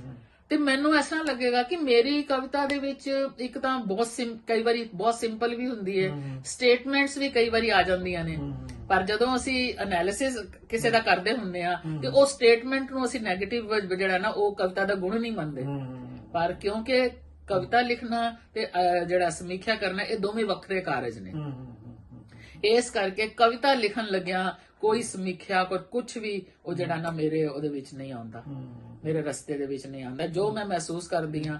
ਕਿਉਂਕਿ ਡਿਪੈਂਡ ਕਰਦਾ, ਮੈਨੂੰ ਯਾਦ ਹੈ ਕਿ ਜਿਹੜੀਆਂ ਮੇਰੀਆਂ ਪਹਿਲੀਆਂ ਕਿਤਾਬਾਂ ਸਨ, ਜਿਸ ਤਰ੍ਹਾਂ ਇੱਕ ਨੰਗੀਆਂ ਸੜਕਾਂ ਦੀ ਦਾਸਤਾਨ ਹੈ, ਔਰ ਉਹਦੇ ਵਿੱਚ ਕਵਿਤਾਵਾਂ ਕਾਫੀ ਤੁਹਾਨੂੰ ਉਹ ਮਤਲਬ ਜਿਹੜੀਆਂ ਮਲਟੀ ਮੀਨਿੰਗਸ ਵਾਲੀਆਂ ਵੀ ਮਿਲਦੀਆਂ, ਤੇ ਹੌਲੀ ਹੌਲੀ ਮੇਰੀ ਕਵਿਤਾ ਵੀ ਸਰਲ ਹੁੰਦੀ ਗਈ। ਉਹਦਾ ਰੀਜ਼ਨ ਸੀ ਕਿ ਆ ਜਿਹੜੇ ਦੁਨੀਆ ਦੇ ਉੱਤੇ ਜੋ ਕੁਝ ਹੋ ਰਿਹਾ, ਜਿਵੇਂ ਫਰਜ਼ ਕਰੋ ਕਰੋਨਾ ਆ ਗਈ ਜਾਂ ਕਿਸਾਨੀ ਜਿਹੜਾ ਸੰਘਰਸ਼ ਹੈ ਉਹ ਪੈਦਾ ਹੋ ਗਿਆ, ਇਹ ਮੁੱਦੇ ਤੁਹਾਡੇ ਸਾਹਮਣੇ ਆ ਗਏ। ਜਦੋਂ ਤੁਹਾਡੇ ਸਾਹਮਣੇ ਮੁੱਦੇ ਆ ਜਾਂਦੇ ਨਾ, ਤੁਹਾਡੀ ਕਵਿਤਾ ਜਿਹੜੀ ਆ ਉਹ ਸਿੰਪਲ ਹੋ ਜਾਂਦੀ ਹੈ। ਤੇ ਜਦੋਂ ਤੁਸੀਂ ਸਿਰਫ ਤੇ ਸਿਰਫ ਆਪਣੇ ਆਪ ਨਾਲ ਜੁੜਦੇ ਹੋ ਨਾ, ਜਦੋਂ ਆਪਣੇ ਅੰਤਰ ਦੀ ਜਦੋਂ ਤੁਸੀਂ ਗੱਲ ਕਰਦੇ ਹੋ, ਉਸ ਵੇਲੇ ਤੁਹਾਡੀ ਕਵਿਤਾ ਜਿਹੜੀ ਆ ਉਹ ਜਟਿਲ ਹੁੰਦੀ ਹੈ, ਕਿਉਂਕਿ ਤੁਸੀਂ ਆਪਣੀਆਂ ਤਹਿਾਂ ਫਰੋਲ ਰਹੇ ਹੁੰਦੇ ਹੋ, ਔਰ ਉਸ ਵਕਤ ਤੁਹਾਡੀ ਪੇਸ਼ਕਾਰੀ ਜਿਹੜੀ ਹੈ ਉਹ ਵੀ ਮਤਲਬ ਜਿਹੜੀ ਆ ਉਹ, ਔਰ ਕਵਿਤਾਵਾਂ ਜਿਹੜੀਆਂ ਹੁਣ ਕਈ ਵਾਰੀ ਇਸ ਤਰ੍ਹਾਂ ਹੁੰਦਾ ਕਿ ਕਈਆਂ ਨੂੰ ਉਹ ਪਸੰਦ ਆਉਂਦੀ ਹੈ ਜਿਹਦੇ ਵਾਸਤੇ ਜ਼ਿਆਦਾ ਪਾਠਕ ਜਿਹੜੇ ਨੇ ਜਿਹਨੂੰ ਲਾਈਕ ਕਰਨ, ਕਈਆਂ ਨੂੰ ਉਹ ਪਸੰਦ ਆਉਂਦੀ ਹੈ, ਕਈਆਂ ਨੂੰ। ਹੁਣ ਇਹਦੀ ਦਲਵੀਰ ਦੀ ਕਿਤਾਬ ਆਈ ਚਿਤਵਨੀ, ਔਰ ਚਿਤਵਨੀ ਜਿਹੜੀ ਆ ਉਹ ਕਿਉਂਕਿ ਉਹ ਚਿਤਵਨ ਜਿਹੜੀ ਆਪਣੇ ਮਨ ਦੇ ਬਹੁਤੀਆਂ ਉਹਦੇ ਆਪਣੇ ਮਨ ਦੇ ਨਾਲ ਗੱਲਾਂ ਨੇ, ਔਰ ਤੁਸੀਂ ਦੇਖੋਗੇ ਕਿ ਉਹ ਪੋਇਟਰੀ ਜਿਹੜੀ ਆ ਉਹਦੇ ਵਿੱਚ ਤੁਹਾਨੂੰ ਕੰਪਲੈਕਸਿਟੀ ਮਿਲਦੀ ਹੈ, ਔਰ ਕੁਝ ਜਿਹੜੇ ਲੋਕ ਨੇ ਉਹਨਾਂ ਨੂੰ ਬੜੀ ਪਸੰਦ ਆਉਂਦੀ ਹੈ, ਔਰ ਕੁਝ ਲੋਕ ਜਿਹੜੇ ਨੇ ਉਹ ਕਹਿੰਦੇ ਕਿ ਸਾਨੂੰ ਸਮਝ ਨਹੀਂ ਪੈਂਦੀ। ਤਾਂ ਮੈਨੂੰ ਏਦਾਂ ਲੱਗਦਾ ਹੈ, ਜੇ ਤੁਸੀਂ ਪਰਸਨਲੀ ਮੈਨੂੰ ਕਿ ਹੌਲੀ ਹੌਲੀ ਮੈਨੂੰ ਯਾਦ ਹੈ ਜਦੋਂ ਮੈਂ ਸਿੱਖਦੀ ਪਈ ਸੀ ਤੇ ਸਾਨੂੰ ਏਦਾਂ ਲੱਗਦਾ ਸੀ ਕਿ ਜਿਹੜੀ ਕੰਪਲੈਕਸਿਟੀ ਹੈ ਨਾ ਉਹ ਕਵਿਤਾ ਜਿਹੜੀ ਉਹਨੂੰ ਬੜੀ ਵਧੀਆ ਹੁੰਦੀ, ਪਰ ਹੌਲੀ ਹੌਲੀ ਮੈਨੂੰ ਇਹ ਲੱਗਿਆ ਕਿ ਜਿਹੜੀ ਕਵਿਤਾ ਜੇ ਤੁਹਾਨੂੰ ਪਾਠਕ ਦੇ ਨਾਲ ਕੋਈ ਰਿਸ਼ਤਾ ਨਹੀਂ ਸਥਾਪਿਤ ਕਰਦੀ, ਤੇ ਫਿਰ ਉਸ ਕਵਿਤਾ ਦਾ ਉਹਨੂੰ ਥੋੜੇ ਜਿਹੇ ਬੰਦੇ ਤਾਂ ਪਸੰਦ ਕਰਨਗੇ, ਵਿਦਵਾਨ ਪਸੰਦ ਕਰ ਲੈਣਗੇ, ਜਾਂ ਜਿਹੜੇ ਇੱਕ ਯੂਨੀਵਰਸਿਟੀਆਂ ਦੇ ਵਿੱਚ ਜਾਂ ਕੁਝ ਸਟੂਡੈਂਟਸ ਜਿਹੜੇ ਕੰਮ ਕਰ ਰਹੇ ਨੇ, ਜਿਨ੍ਹਾਂ ਨੇ ਮਤਲਬ ਜਸਟੀਫਾਈ ਕਰਨਾ ਹੈ ਆਪਣੇ ਜਿਹੜੀ ਉਹਨਾਂ ਦੀ ਅਪਰੋਚ ਹੈ ਉਹਨੂੰ ਜਸਟੀਫਾਈ ਕਰਨਾ ਹੈ, ਉਹ ਉਹਨੂੰ ਪਸੰਦ ਕਰ ਲੈਣਗੇ। ਪਰ ਉਹ ਜਿਹੜੀ ਜ਼ਿਆਦਾ ਜਿਹੜਾ ਰੀਡਰ ਹੈ ਨਾ, ਜ਼ਿਆਦਾ ਜਨਤਾ ਦੇ ਨਾਲ ਉਹ ਆਪਣਾ ਜਿਹੜਾ ਰਿਸ਼ਤਾ ਉਹ ਸਥਾਪਿਤ ਨਹੀਂ ਕਰ ਸਕੇਗੀ। ਮੇਰਾ ਪਰਸਨਲ ਹੁਣ ਇਹ ਵਿਚਾਰ ਹੈ। ਡਾਇਸਪੋਰਾ ਜਿਹੜਾ ਸਾਹਿਤ ਨੂੰ ਆਪਾਂ ਪ੍ਰਵਾਸੀ ਸਾਹਿਤ ਸੀ ਪਹਿਲਾਂ, ਹਾਂਜੀ ਉਹ ਹੁਣ ਉਹਦੀ ਸਿਚੁਏਸ਼ਨ ਇਸ ਵੇਲੇ ਡਾਇਸਪੋਰਾ ਵਾਲੀ ਹੈਗੀ ਆ। ਜਿਹੜੀ ਉਹ ਪਰਿਭਾਸ਼ਾ ਪ੍ਰਵਾਸੀ ਸਾਹਿਤ ਦਿੱਤੀ ਗਈ ਸੀ, ਉਹ ਸਾਹਿਤ ਤਾਂ ਹੁਣ ਹੈ ਨਹੀਂ, ਸਾਹਿਤ ਇਹ ਵੱਖਰਾ ਹੈਗਾ। ਹਾਂਜੀ ਤੇ ਦੂਸਰੀ ਗੱਲ, ਅਸੀਂ ਡਾਇਸਪੋਰਾ ਤਾਂ ਮੈਂ ਕਹਿੰਦਾ ਕਿ ਅਸੀਂ ਵਾਪਸ ਤਾਂ ਜਾਣਾ ਨਹੀਂ ਹੈ। ਹਾਂਜੀ ਵੀ ਜੋ ਕੁਝ ਡਾਇਸਪੋਰਾ ਦੀ ਸਿਚੁਏਸ਼ਨ ਦਾ ਜਾਂ ਉਹਦੇ ਨਾਲ ਅਸੀਂ ਪੂਰਾ ਉਤਰਦੇ ਹਾਂ। ਤੁਸੀਂ ਇਸ ਸਾਹਿਤ ਨੂੰ ਕੀ ਕਹਿੰਦੇ ਹੋ? ਹਾਂ, ਮੈਨੂੰ ਵੀ ਲੱਗਦਾ ਏਦਾਂ ਕਿ ਬਈ ਹੁਣ ਟਾਈਮ ਦੇ ਬਦਲਣ ਦੇ ਨਾਲ ਉਹ ਜਿਹੜਾ ਪ੍ਰਵਾਸ ਦਾ ਜਿਹੜਾ ਕਨਸੈਪਟ ਸੀ, ਉਹ ਹੌਲੀ ਹੌਲੀ ਹੁਣ ਡਾਇਸਪੋਰਾ ਦੇ ਕਨਸੈਪਟ ਦੇ ਵਿੱਚ ਟਰਾਂਸਫਾਰਮ ਹੋ ਗਿਆ ਹੈ। ਉਹਦਾ ਕਾਰਨ ਇਹ ਹੈ ਕਿ ਪਹਿਲੀ ਗੱਲ ਤੇ ਜਿਵੇਂ ਤੁਸੀਂ ਕਹਿ ਰਹੇ ਹੋ ਕਿ ਅਸੀਂ ਵਾਪਸ ਨਹੀਂ ਜਾਣਾ, ਗੱਲ ਤਾਂ ਸਿਰਫ ਸਾਡੇ ਜਿਹੜੀ ਜਨਰੇਸ਼ਨ ਹੈ ਉਹਦੇ ਤੱਕ ਨਹੀਂ ਹੈ। ਹੁਣ ਜਿਹੜੇ ਸਾਡੇ ਅੱਗੋਂ ਬੱਚੇ ਨੇ ਜਾਂ ਉਹਨਾਂ ਦੇ ਫਿਰ ਅੱਗੋਂ ਜਿਹੜੇ ਬੱਚੇ ਨੇ, ਕੀ ਉਹਨਾਂ ਨੂੰ ਪ੍ਰਵਾਸੀ ਕਹੋਗੇ? ਜਦੋਂ ਅਸੀਂ ਉਹਨਾਂ ਦੀਆਂ ਗੱਲਾਂ ਕਰਦੇ ਹਾਂ, ਜਦੋਂ ਨਾਵਲ ਦੇ ਵਿੱਚ ਉਸ ਜਨਰੇਸ਼ਨ, ਤੁਸੀਂ ਜਿਵੇਂ ਹੁਣ ਬ੍ਰਿਟਿਸ਼ ਬੌਰਨ ਦੇਸੀ ਦੀ ਗੱਲ ਕੀਤੀ ਹੈ, ਹੁਣ ਸਾਊਥ ਹਾਲ ਤੁਹਾਡਾ ਜਿਹੜਾ ਨਾਵਲ ਹੈ, ਮੈਨੂੰ ਇਹ ਤੁਹਾਡੇ ਜਿਹੜੇ ਦੋ ਨਾਵਲ ਨੇ ਨਾ, ਉਹ ਡਾਇਸਪੋਰਾ ਜਦੋਂ ਅਸੀਂ ਜਿਹਨੂੰ ਕਹਿੰਦੇ ਨੇ ਉਹਦੇ ਅਥੈਂਟਿਕ ਨਾਵਲ ਨੇ। ਇਹ ਦੋਵੇਂ ਜਿਹੜੇ ਨੇ, ਬ੍ਰਿਟਿਸ਼ ਬੌਰਨ ਦੇਸੀ ਤੇ ਆਪਣਾ ਸਾਊਥ ਹਾਲ। ਉਹਦਾ ਕਾਰਨ ਇਹ ਹੈ ਕਿ ਵਾਪਸ ਤੇ ਜਾਣਾ ਨਹੀਂ, ਇਹਨਾਂ ਬੱਚਿਆਂ ਨੂੰ ਅਸੀਂ ਪ੍ਰਵਾਸੀ ਕਿਵੇਂ ਕਵਾਂਗੇ? ਹਾਲਾਂਕਿ ਉੱਥੇ ਪੰਜਾਬ ਦੇ ਵਿੱਚ ਹੁਣ ਐਸਪੀ ਸਿੰਘ ਹੋਰੀ ਨੇ, ਉਹਨਾਂ ਨੇ ਕਿਉਂਕਿ ਪ੍ਰਵਾਸ ਦਾ ਜਿਹੜਾ ਕਨਸੈਪਟ ਦਿੱਤਾ, ਡਿਪਾਰਟਮੈਂਟ ਉੱਥੇ ਖੋਲਿਆ, ਉਹਨਾਂ ਨੇ ਚੇਅਰ ਸਥਾਪਿਤ ਕੀਤੀ, ਹੁਣ ਪ੍ਰਵਾਸੀ ਕੇਂਦਰ ਵੀ ਸਥਾਪਿਤ ਕੀਤਾ। ਉਸ ਵੇਲੇ ਦੀ ਲੋੜ ਸੀ, ਉਹਨਾਂ ਨੇ ਕੀਤਾ, ਬਹੁਤ ਵਧੀਆ ਗੱਲ ਹੈ। ਲੇਕਿਨ ਹੁਣ ਟਾਈਮ ਜਿਹੜਾ ਕਾਫੀ ਬਦਲ ਚੁੱਕਿਆ ਹੈ, ਔਰ ਮੇਰਾ ਖਿਆਲ ਸਾਨੂੰ ਆਪਣੀ 40 ਸਾਲ ਪਹਿਲੀ ਗੱਲ ਆ, 40 ਸਾਲ ਵਿੱਚ ਤਾਂ ਬਹੁਤ ਕੁਝ ਬਦਲ ਬਿਲਕੁਲ, ਔਰ ਸਾਨੂੰ ਆਪਣੀ ਸੋਚ ਵੀ ਬਦਲਣੀ ਪੈਣੀ ਹੈ। ਸਾਨੂੰ ਜਿਹੜਾ ਇੱਕ ਲਿਟਰੇਚਰ ਜਿਹੜਾ ਇੱਕ ਬੰਦ ਸੰਸਾਰ ਤੇ ਹੈ ਨਹੀਂ, ਉਹ ਟਾਈਮ ਦੇ ਫਲੋ ਦੇ ਨਾਲ ਰਚਨਾਵਾਂ ਦੇ ਵਿੱਚ ਵੀ ਉਹ ਸਾਰੇ ਜਿਹੜੇ ਮਸਲੇ ਨੇ ਉਹ ਆਉਂਦੇ ਨੇ। ਤੇ ਇਸ ਕਰਕੇ ਡਾਇਸਪੋਰਾ ਐਕਚੁਅਲੀ, ਮੈਂ ਇੱਕ ਕਿਤਾਬ ਪੜ੍ਹ ਰਹੀ ਸੀ ਜਿਹਦੇ ਵਿੱਚ ਲਿਖਿਆ ਸੀ ਡਿਫਾਈਨਿੰਗ ਐਂਡ ਰੀਡਿਫਾਈਨਿੰਗ ਡਾਇਸਪੋਰਾ। ਜਦੋਂ ਅਸੀਂ ਕਹਿੰਦੇ ਡਿਫਾਈਨਿੰਗ, ਉਹ ਡਿਫਾਈਨਿੰਗ ਦੇ ਵਿੱਚ ਅਸੀਂ ਡਾਇਸਪੋਰਾ ਦੀ ਜਿਹੜੀ ਪਰਿਭਾਸ਼ਾ ਹੈ, ਅਸੀਂ ਉਹ ਜਿਹੜੀ ਯਹੂਦੀਆਂ ਦੇ ਜਿਹੜਾ ਆਣਾ ਤੇ ਉਹ ਸਾਰਾ ਆਪਣੇ ਉਹਦੇ ਵਿੱਚ ਜੈਰੂਸਲਮ ਦੇ ਵਿੱਚ ਉਹਨਾਂ ਨੂੰ ਕੱਢ ਦੇਣਾ, ਅਸੀਂ ਉਹਦੇ ਨਾਲ ਜੋੜਦੇ ਹਾਂ, ਡਿਸਪਰਸਲ ਜਿਹੜੀ ਉਹਨਾਂ ਦੀ। ਤੇ ਜਦੋਂ ਅਸੀਂ ਰੀਡਿਫਾਈਨਿੰਗ ਦੀ ਗੱਲ ਕਰਦੇ ਹਾਂ, ਤੇ ਉਹ ਉਸ ਸਮੇਂ ਤੋਂ ਲੈ ਕੇ ਹੁਣ ਤੱਕ ਜੋ ਕੁਝ ਤਬਦੀਲੀਆਂ ਆਈਆਂ ਜਾਂ ਜੋ ਕੁਝ ਬਦਲਾਵ ਆਏ, ਤੇ ਫਿਰ ਸਾਨੂੰ ਆਪਣੀ ਪਰਿਭਾਸ਼ਾ ਜਿਹੜੀ ਉਹ ਵੀ ਬਦਲਣੀ ਪਏਗੀ ਨਾ। ਤੇ ਇਸ ਕਰਕੇ ਅਸੀਂ ਹੁਣ ਆਪਾਂ ਇੰਡੀਅਨ ਡਾਇਸਪੋਰਾ ਕਹਿ ਸਕਦੇ ਹਾਂ, ਚਾਈਨੀਜ਼ ਡਾਇਸਪੋਰਾ ਕਹਿ ਸਕਦੇ ਹਾਂ, ਰਸ਼ੀਅਨ ਡਾਇਸਪੋਰਾ ਕਹਿ ਸਕਦੇ ਹਾਂ। ਜਿਹੜੇ ਵੀ ਬੰਦੇ ਪ੍ਰਵਾਸ ਜਿਨ੍ਹਾਂ ਨੇ ਧਾਰਨ ਕੀਤੇ ਔਰ ਹੌਲੀ ਹੌਲੀ ਸੈਟਲ ਹੋ ਗਏ, ਤੇ ਉਹ ਡਾਇਸਪੋਰਾ ਬਣ ਗਏ ਕਿਉਂਕਿ ਉਹਨਾਂ ਨੇ ਆਪਣੀਆਂ ਜੜ੍ਹਾਂ ਲਾ ਲਈਆਂ। ਪਰ ਉਹਦੇ ਨਾਲ ਇੱਕ ਇਹ ਵੀ ਗੱਲ ਹੈ ਕਿ ਜਦੋਂ ਭਾਵੇਂ ਅਸੀਂ ਜੜ੍ਹਾਂ ਲਾ ਲੈਂਦੇ ਆ, ਲੇਕਿਨ ਜਿਹੜੇ ਆਪਣੇ ਦੇਸ਼ ਦੇ ਨਾਲ ਸਾਡੀ ਇੱਕ ਲਗਾਵ ਜਿਹੜਾ ਉਹ ਰਹਿੰਦਾ। ਈਵਨ ਸੈਕੰਡ ਥਰਡ ਜਿਹੜੀ ਜਨਰੇਸ਼ਨ ਹੈ ਨਾ, ਤੁਸੀਂ ਉਹਨਾਂ ਨੂੰ ਵੀ ਦੇਖੋਗੇ ਕਿ ਉਹ ਬੱਚੇ ਭਾਵੇਂ ਰਹਿੰਦੇ ਇੱਥੇ ਨੇ, ਨਾ ਅਸੀਂ ਉਹਨਾਂ ਨੂੰ ਪ੍ਰਵਾਸੀ ਕਹਿੰਦੇ ਆ, ਲੇਕਿਨ ਉਹ ਹਮੇਸ਼ਾ ਇੰਡੀਆ ਨੂੰ ਜਾਣਨ ਦੇ ਚਾਹਵਾਨ ਰਹਿੰਦੇ ਆ। ਇਸ ਥਰਡ ਜਨਰੇਸ਼ਨ ਜਿਹੜੀ ਆ, ਹੁਣ ਮੇਰੇ ਸਾਡਾ ਆਪਣਾ ਅਮਨਦੀਪ ਤੇ ਅਨੀਸ਼ ਹੋਰੀ ਗਏ ਹੋਏ ਨੇ। ਹੁਣ ਅਮਨਦੀਪ ਸੈਕੰਡ ਜਨਰੇਸ਼ਨ ਹੈ ਤੇ ਅਨੀਸ਼ ਜਿਹੜਾ ਉਹ ਥਰਡ ਜਨਰੇਸ਼ਨ ਹੈ, ਉਹ ਇੰਡੀਆ ਦੇਖਣ ਗਏ ਹੋਏ ਨੇ। ਰੂਟਸ ਦੇ ਨਾਲ ਇੱਕ ਜੁੜੇ ਰਹਿਣ ਦੀ, ਰੂਟਸ ਦੇ ਨਾਲ ਜੁੜੇ ਰਹਿਣ ਦੀ ਜਿਹੜੀ ਉਹ ਰੁਚੀ ਰਹਿੰਦੀ ਹੈ, ਪਰ ਉੱਥੇ ਵਾਪਸ ਪਰਤਣ ਦੀ ਜਿਹੜੀ ਗੱਲ ਹੈ ਨਾ, ਉਹ ਨਹੀਂ ਹੁੰਦੀ। ਜਦੋਂ ਅਸੀਂ ਵਾਪਸ ਨਹੀਂ ਪਰਤਣਾ, ਔਰ ਜਿਹੜੀ ਜਨਰੇਸ਼ਨ ਹੈ ਜਿਹੜੇ ਇੱਥੇ ਜੰਮੇ ਨੇ, ਉਹਨਾਂ ਨੂੰ ਤੇ ਪ੍ਰਵਾਸੀ ਅਸੀਂ ਕਹਿ ਹੀ ਨਹੀਂ ਸਕਦੇ, ਅਸੀਂ ਉਹਨਾਂ ਨੂੰ ਡਾਇਸਪੋਰਾ ਹੀ ਕਵਾਂਗੇ। ਸੋ ਇਸ ਕਰਕੇ ਹੁਣ ਭਾਵੇਂ ਸਾਹਿਤ ਹੋਵੇ, ਭਾਵੇਂ ਸਾਡਾ ਸਮਾਜ ਹੋਵੇ ਜਿਹੜਾ ਇੱਥੇ ਵਿਕਸਿਤ ਹੋ ਗਿਆ, ਜਿਨ੍ਹਾਂ ਜੜ੍ਹਾਂ ਲਾ ਲਈਆਂ, ਅਸੀਂ ਉਹਨੂੰ ਡਾਇਸਪੋਰਾ ਹੀ ਕਹਾਂਗੇ। ਦੋਸਤੋ, ਇੱਥੇ ਤੱਕ ਸਾਡੀਆਂ ਗੱਲਾਂ ਡਾਕਟਰ ਸਾਹਿਬਾ ਦੇ ਘਰ ਹੋਈਆਂ, ਫਿਰ ਕੁਝ ਗੱਲਾਂ ਆ ਕੇ ਬਾਹਰ ਵੀ ਹੋਈਆਂ। ਬਾਹਰ ਅਸੀਂ ਗੱਲਾਂ, ਜਿਹੜਾ ਇੱਕ ਸਵਾਲ ਮੇਰੇ ਮਨ ਵਿੱਚ ਸੀ ਕਿ ਉਹ ਕਹਿ ਰਹੇ ਸੀ ਕਿ ਕੋਈ ਆਲੋਚਨਾ ਵੱਲੋਂ ਜਿੱਦਾਂ ਜਿੰਨੇ ਉਦਾਸ ਸੀ, ਤੇ ਮੈਂ ਉਹਨਾਂ ਨੂੰ ਪੁੱਛਿਆ, ਇਸ ਵੇਲੇ ਕੋਈ ਤੁਹਾਨੂੰ ਲੱਗਦਾ ਵੀ ਕੋਈ ਆਲੋਚਕ ਹੈਗੇ ਆ, ਜਾਂ ਮੰਨ ਲਓ ਕੋਈ ਕੰਮ ਸਾਨੂੰ ਕੀ ਐਕਸਪੈਕਟੇਸ਼ਨਸ ਹੈਗੀਆਂ? ਦੇਖੋ, ਦੇਖਣ ਨੂੰ ਤੇ ਐਸਾ ਲੱਗਦਾ ਕਿ ਬਹੁਤ ਸਾਰੇ ਲੋਕ ਨੇ, ਜਿਵੇਂ ਮੈਂ ਤੁਹਾਡੇ ਨਾਲ ਮਤਲਬ ਜੇ ਅਸੀਂ ਤੁਸੀਂ ਵੈਸੇ ਨਾਮ ਜੇ ਗਿਣਾਣੇ ਹੋਣ, ਡਾਕਟਰ ਸਿਰਸਾ ਨੇ, ਸਰਬਜੀਤ ਹੈ, ਡਾਕਟਰ ਸਰਬਜੀਤ ਹੈ, ਤੇ ਇਹ ਇੱਕਾ ਦੁੱਕਾ ਮਤਲਬ ਜਿਸ ਤਰ੍ਹਾਂ ਡਾਕਟਰ ਗੁਰਪਾਲ ਸੰਧੂ ਹੈ। ਪਰ ਜਿਹੜੀ ਸੀਰੀਅਸ ਕਿਸਮ ਦੀ ਜਿਹਨੂੰ ਕਹਿੰਦੇ ਨਾ ਆਲੋਚਨਾ, ਉਹ ਇਸ ਵਕਤ ਇੱਕੋ ਇੱਕ ਸ਼ਖਸ ਕੰਮ ਕਰ ਰਿਹਾ ਅੰਮ੍ਰਿਤਸਰ ਦੇ ਵਿੱਚ, ਡਾਕਟਰ ਹਰਭਜਨ ਭਾਟੀਆ। ਔਰ ਅਜੇ ਤੱਕ ਵੀ ਦੇਖੋ ਰਿਟਾਇਰ ਵੀ ਹੋ ਗਿਆ, ਲੇਕਿਨ ਅਜੇ ਵੀ ਉਹ ਕੀ ਕਰਦਾ ਪਿਆ ਕਿ ਜਿੰਨੇ ਵੀ ਸਾਡੇ ਐਸਟੈਬਲਿਸ਼ਡ ਰਾਈਟਰਸ ਨੇ ਨਾ, ਉਹਨਾਂ ਦੇ ਉੱਤੇ ਪੂਰੀ ਦੀ ਪੂਰੀ ਕਿਤਾਬ ਲਿਖ ਰਿਹਾ। ਪੂਰੀ ਕਿਤਾਬ ਲਿਖਣ ਦਾ ਮਤਲਬ ਹੈ ਕਿ ਤੁਸੀਂ ਉਸ ਕਿਤਾਬ ਨੂੰ ਬਿਲਕੁਲ, ਕਿਉਂਕਿ ਉਹ ਵੀ, ਉਹਦਾ ਵੀ ਗੁਰੂ ਡਾਕਟਰ ਹਰਭਜਨ ਸਿੰਘ ਸਨ ਤੇ ਉਹਦੀ ਵੀ ਟ੍ਰੇਨਿੰਗ ਜਿਹੜੀ ਉਸੇ ਤਰ੍ਹਾਂ ਹੀ ਹੋਈ, ਤੇ ਉਹਦਾ ਜਿਹੜਾ ਫੀਲਡ ਹੈ ਉਹ ਹੈਗਾ ਮੈਟਾ ਆਲੋਚਨਾ ਦਾ। ਉਹ ਆਲੋਚਨਾ ਦੇ ਉੱਤੇ ਆਲੋਚਨਾ ਜਿਹੜੀ ਮੈਟਾ ਆਲੋਚਨਾ ਦੇ ਵਿੱਚ, ਔਰ ਇੱਕ ਉਹ ਫਾਰਸੀ ਜਾਣਦਾ ਹੈ, ਉਰਦੂ ਜਾਣਦਾ ਹੈ, ਉਹਦੇ ਨਾਲ ਫਾਇਦਾ ਉਹਨੂੰ ਇਹ ਹੋਇਆ ਕਿ ਸ਼ਾਹਮੁਖੀ ਸਕ੍ਰਿਪਟ ਜਿਹੜੀ ਆ ਪੜ੍ਹ ਲੈਂਦਾ, ਤੇ ਉਹਦੇ ਨਾਲ ਜਿਹੜੇ ਪਾਕਿਸਤਾਨ ਦੇ ਵਿੱਚ ਜਿਹੜੇ ਨੇ, ਜਿਸ ਤਰ੍ਹਾਂ ਮੌਲਾ ਬਖਸ਼ ਕੁਸ਼ਤਾ ਸਨ, ਉਹਨਾਂ ਦੇ ਤੇ ਉਹਨਾਂ ਦੇ ਇੱਕ ਹੋਰ ਜਿਹੜੇ ਨਜ਼ਮ ਹੁਸੈਨ ਸੈਯਦ, ਜਾਂ ਪਾਕਿਸਤਾਨ ਦੇ ਜਿਹੜੇ ਵਿਦਵਾਨ ਜਿਹੜੇ ਨੇ ਨਾ, ਉਹਨਾਂ ਨੂੰ ਪੜ੍ਹਨ ਦਾ ਉਹਨੂੰ ਮੌਕਾ ਮਿਲਿਆ। ਤੇ ਉਹ ਸਾਰੀ ਉਹਦੀ ਜਿਹੜੀ ਅਸੀਂ ਕਹਾਂਗੇ ਕਿ ਉਹਦੀ ਸਾਰੀ ਜਿਹੜੀ ਸਟੱਡੀ ਰਿਚ ਹੋਣ ਕਰਕੇ ਉਹਦੀ ਜਿਹੜੀ ਸਮੀਖਿਆ ਜਿਹਨੂੰ ਆਪਾਂ ਕਹਿੰਦੇ ਆ, ਮੈਟਾ ਸਮੀਖਿਆ ਕਰਦਾ, ਉਹ ਸਮੀਖਿਆ ਉੱਤੇ ਸਮੀਖਿਆ ਕਰਦਾ। ਤੇ ਇਹਦਾ ਮਤਲਬ ਜਦੋਂ ਤੁਸੀਂ ਸਮੀਖਿਆ ਦੀ ਸਮੀਖਿਆ ਹਾਂ PhD ਵੀ ਹੈ, ਤੇ ਜਦੋਂ ਸਮੀਖਿਆ ਦੀ ਸਮੀਖਿਆ ਕਰੋਗੇ ਤਾਂ ਫੇਰ ਤਾਂ ਤੁਹਾਡੀ ਜਿਹੜੀ ਉਹ ਸਮੀਖਿਆ ਉਹਦੇ ਵਿੱਚ ਜ਼ਿਆਦਾ ਗਹਿਰਾਈ ਆ ਜਾਏਗੀ। ਤੇ ਉਹ ਲਗਾਤਾਰ ਕੰਮ ਕਰ ਰਿਹਾ ਹੈ, ਰਿਟਾਇਰ ਹੋਣ ਤੋਂ ਬਾਅਦ ਵੀ ਬਹੁਤ ਸਾਰੀਆਂ ਕਿਤਾਬਾਂ ਉਹ ਲਿਖ ਚੁੱਕਾ ਹੈ। ਤੇ ਮੈਨੂੰ ਨਹੀਂ ਲੱਗਦਾ ਕਿ ਉਹ ਵੈਸੇ ਰਿਟਾਇਰ ਹੋਇਆ ਆਫੀਸ਼ੀਅਲੀ, ਪਰ ਜ਼ਿੰਦਗੀ ਦੇ ਵਿੱਚ ਸਾਹਿਤ ਵੱਲੋਂ ਰਿਟਾਇਰ ਨਹੀਂ ਹੋਇਆ। ਤੁਹਾਨੂੰ ਕਿਤਾਬ ਦਾ ਫਿਊਚਰ ਕੀ ਲੱਗਦਾ? ਕਿਤਾਬ ਰਹੇਗੀ? ਦੇਖੋ, ਇਹਦੇ ਵਿੱਚ ਦੋ ਤਰ੍ਹਾਂ ਦੇ ਜਵਾਬ ਨੇ।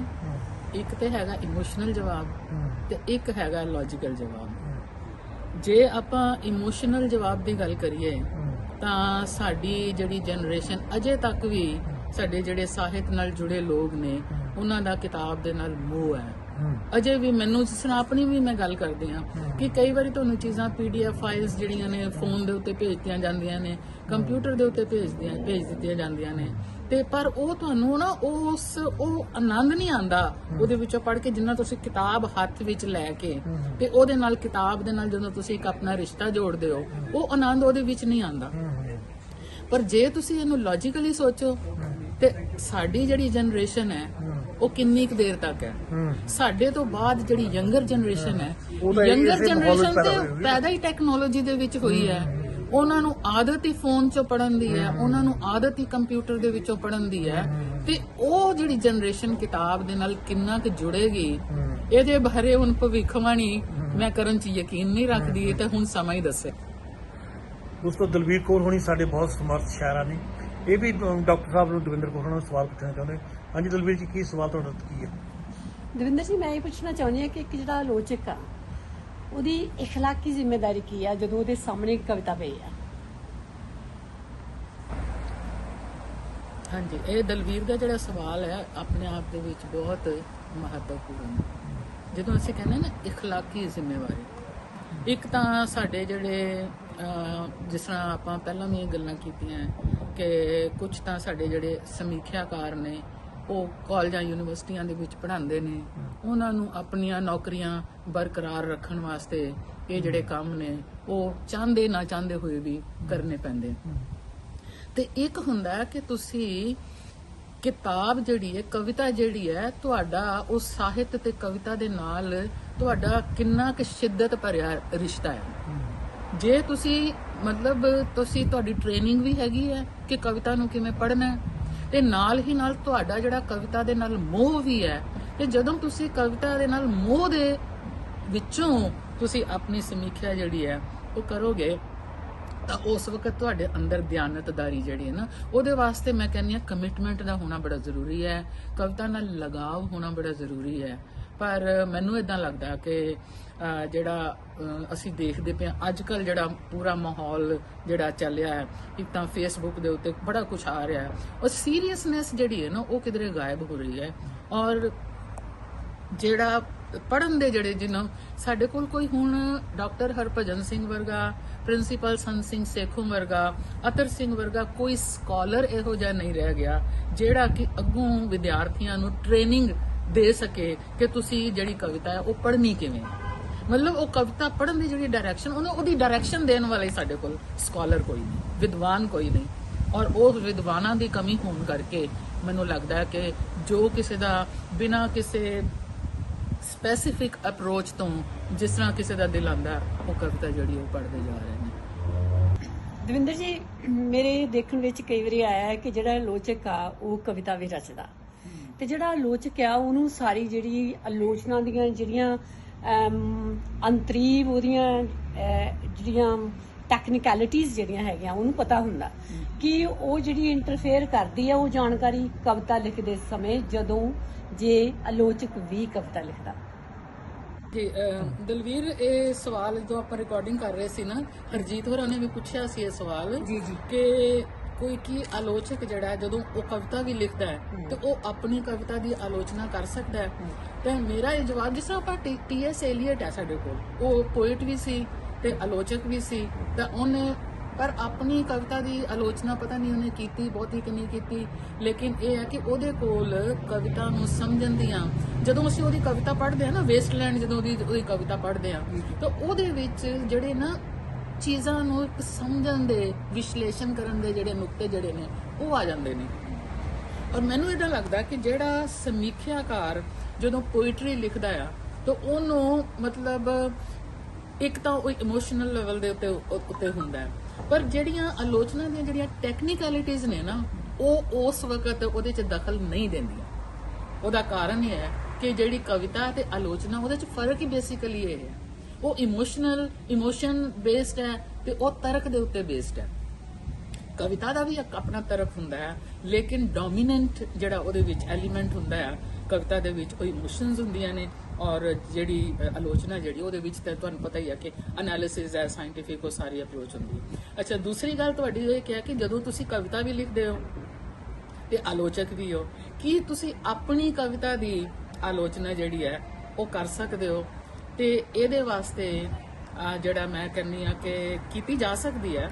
ਔਰ ਉਹਦੇ ਵਿੱਚ ਤੁਹਾਨੂੰ ਜਦੋਂ ਤੁਸੀਂ ਆਪਣੀ ਕਵਿਤਾ ਦੀ, ਮੈਂ ਖਾਸ ਤੌਰ ਤੇ ਮੈਂ ਆਪਣੀ ਗੱਲ ਕਰਾਂਗੀ, ਜਦੋਂ ਮੈਂ ਆਪਣੀ ਕਵਿਤਾ ਜਿਹੜੀ ਹੈ ਜਦੋਂ ਉਹਨੂੰ ਦੇਖਦੀ ਆ ਇੱਕ ਐਜ਼ ਏ ਕਵਿਤਾ ਰਚੀ ਗਈ, ਉਸ ਤੋਂ ਬਾਅਦ ਮੈਂ ਇੱਕ ਵਿਥ ਥਾਪ ਲਈ ਉਹਦੇ ਤੋਂ, ਕਵਿਤਾ ਤੋਂ ਵਿਥ ਥਾਪ ਲਈ, ਜਦੋਂ ਫਿਰ ਮੈਂ ਉਹਨੂੰ ਦੇਖਦੀ ਆ ਤੇ ਮੈਨੂੰ ਇਦਾਂ ਲੱਗਦਾ ਹੈ ਕਿ ਜਿਹੜੀਆਂ ਉਹ ਕਵਿਤਾ ਦੀਆਂ ਨੇ ਵੀ ਕਵਿਤਾ ਜਿਹੜੀ ਉਹ ਸਟੇਟਮੈਂਟ ਵਾਲੀ ਨਹੀਂ ਹੋਣੀ ਚਾਹੀਦੀ।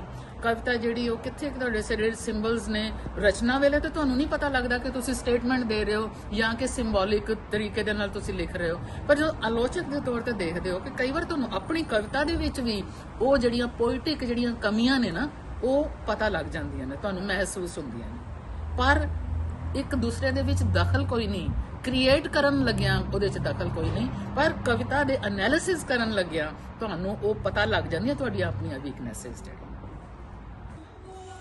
ਦਵਿੰਦਰ ਜੀ, ਆਲੋਚਕ ਤੇ ਕਵੀ ਇਕੱਠੇ ਬੈਠੇ ਆ, ਇਕੱਠੇ ਮੈਂਟਲੀ ਇੱਕ ਹੋ ਗਏ ਨੇ, ਤੇ ਕੀ ਜਿਹੜਾ ਆਲੋਚਕ ਆ ਕਵਿਤਾ ਲਿਖਦਾ ਹੋਇਆ ਐਜ਼ ਏ ਆਲੋਚਕ ਆਪਣੇ ਬਲਾਈਂਡ ਸਪੌਟਸ ਜਿਹੜੇ ਆ ਉਹਨਾਂ ਨੂੰ ਉਹ ਪਛਾਣ ਸਕਦਾ ਆ, ਜਾਂ ਉਹਨਾਂ ਨੂੰ ਦੇਖਦਾ ਆ, ਜਾਂ ਕਿਤੇ ਉਹਦੇ ਸਾਹਮਣੇ ਆਉਂਦੇ ਨੇ ਇਸ ਤਰ੍ਹਾਂ ਕਿ ਕਿਤੇ ਆਲੋਚਨਾ ਕਰਦਿਆਂ ਹੋਇਆ ਵੀ ਕਿਤੇ ਬਲਾਈਂਡ ਸਪੌਟਸ ਰਹਿ ਜਾਂਦੇ ਜਦੋਂ ਉਹ ਆਲੋਚਨਾ ਕਰਦੇ ਕਵਿਤਾ ਦੀ, ਕਿਉਂਕਿ ਉਹ ਕਵੀ ਵੀ ਹੈ ਆਲੋਚਕ ਵੀ ਹੈ।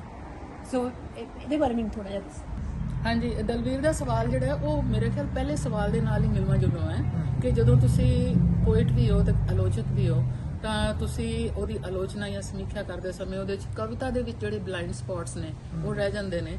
ਹਾਂ, ਤੁਸੀਂ ਅਵੇਅਰ ਹੁੰਦੇ ਹੋ ਉਹਨਾਂ ਦੇ ਬਾਰੇ, ਪਰ ਜਿਵੇਂ ਮੈਂ ਪਹਿਲਾਂ ਹੀ ਕਿਹਾ ਕਿ ਕਵਿਤਾ ਰਚਨ ਸਮੇਂ ਤੁਹਾਡੇ ਜ਼ਿਹਨ ਦੇ ਵਿੱਚ ਆਲੋਚਨਾ ਨਹੀਂ ਹੁੰਦੀ। ਕਵਿਤਾ ਰਚਨ ਸਮੇਂ ਤੁਸੀਂ ਇਮੋਸ਼ਨਲ ਹੁੰਦੇ ਹੋ, ਤੁਸੀਂ ਚੀਜ਼ਾਂ ਨੂੰ ਮਹਿਸੂਸ ਕਰ ਰਹੇ ਹੁੰਦੇ ਹੋ, ਤੇ ਆਲੋਚਨਾ ਕਰਨ ਸਮੇਂ ਤੁਸੀਂ ਚੀਜ਼ਾਂ ਮਹਿਸੂਸ ਕੀਤੀਆਂ ਚੀਜ਼ਾਂ ਨੂੰ ਪਛਾਣਨ ਦਾ ਯਤਨ ਕਰ ਰਹੇ ਹੋ, ਉਹਨਾਂ ਨੂੰ ਸਮਝਣ ਦਾ ਯਤਨ ਕਰ ਰਹੇ ਹੁੰਦੇ ਹੋ, ਤੇ ਉਹਨਾਂ ਦਾ ਇੱਕ ਤਾਰਕਿਕ ਜਿਹੜਾ ਉਹਦੀਆਂ ਜਿਹੜੀਆਂ ਟੈਕਨੀਕੈਲਿਟੀਜ਼ ਨੇ ਉਹਨਾਂ ਨੂੰ ਪਛਾਣ ਰਹੇ ਹੁੰਦੇ ਹੋ। ਤੇ ਇਸ ਕਰਕੇ ਬਲਾਈਂਡ ਸਪੌਟਸ ਜਿਹੜੇ ਨੇ ਡੈਫੀਨੇਟਲੀ ਤੁਸੀਂ ਉਹਨਾਂ ਨੂੰ ਪਛਾਣਦੇ ਹੋ, ਪਰ ਕ੍ਰੀਏਸ਼ਨ ਕਰਨ ਲੱਗਿਆ ਜਿਹੜਾ ਨਾ ਉਹਦੇ ਵਿੱਚ ਇੱਕ ਦੂਸਰੇ ਦਾ ਦਖਲ ਨਹੀਂ ਹੁੰਦਾ। Madam, thank you very much, ਤੁਸੀਂ ਤਾਂ ਆਪਣਾ ਟਾਈਮ ਦਿੱਤਾ, ਬਹੁਤ ਵਧੀਆ ਗੱਲਾਂ ਹੋ ਗਈਆਂ ਤੇ thank you very much. Okay, thank you. ਬਹੁਤ ਬਹੁਤ ਸ਼ੁਕਰੀਆ Thank you, ਹਰਜੀਤ।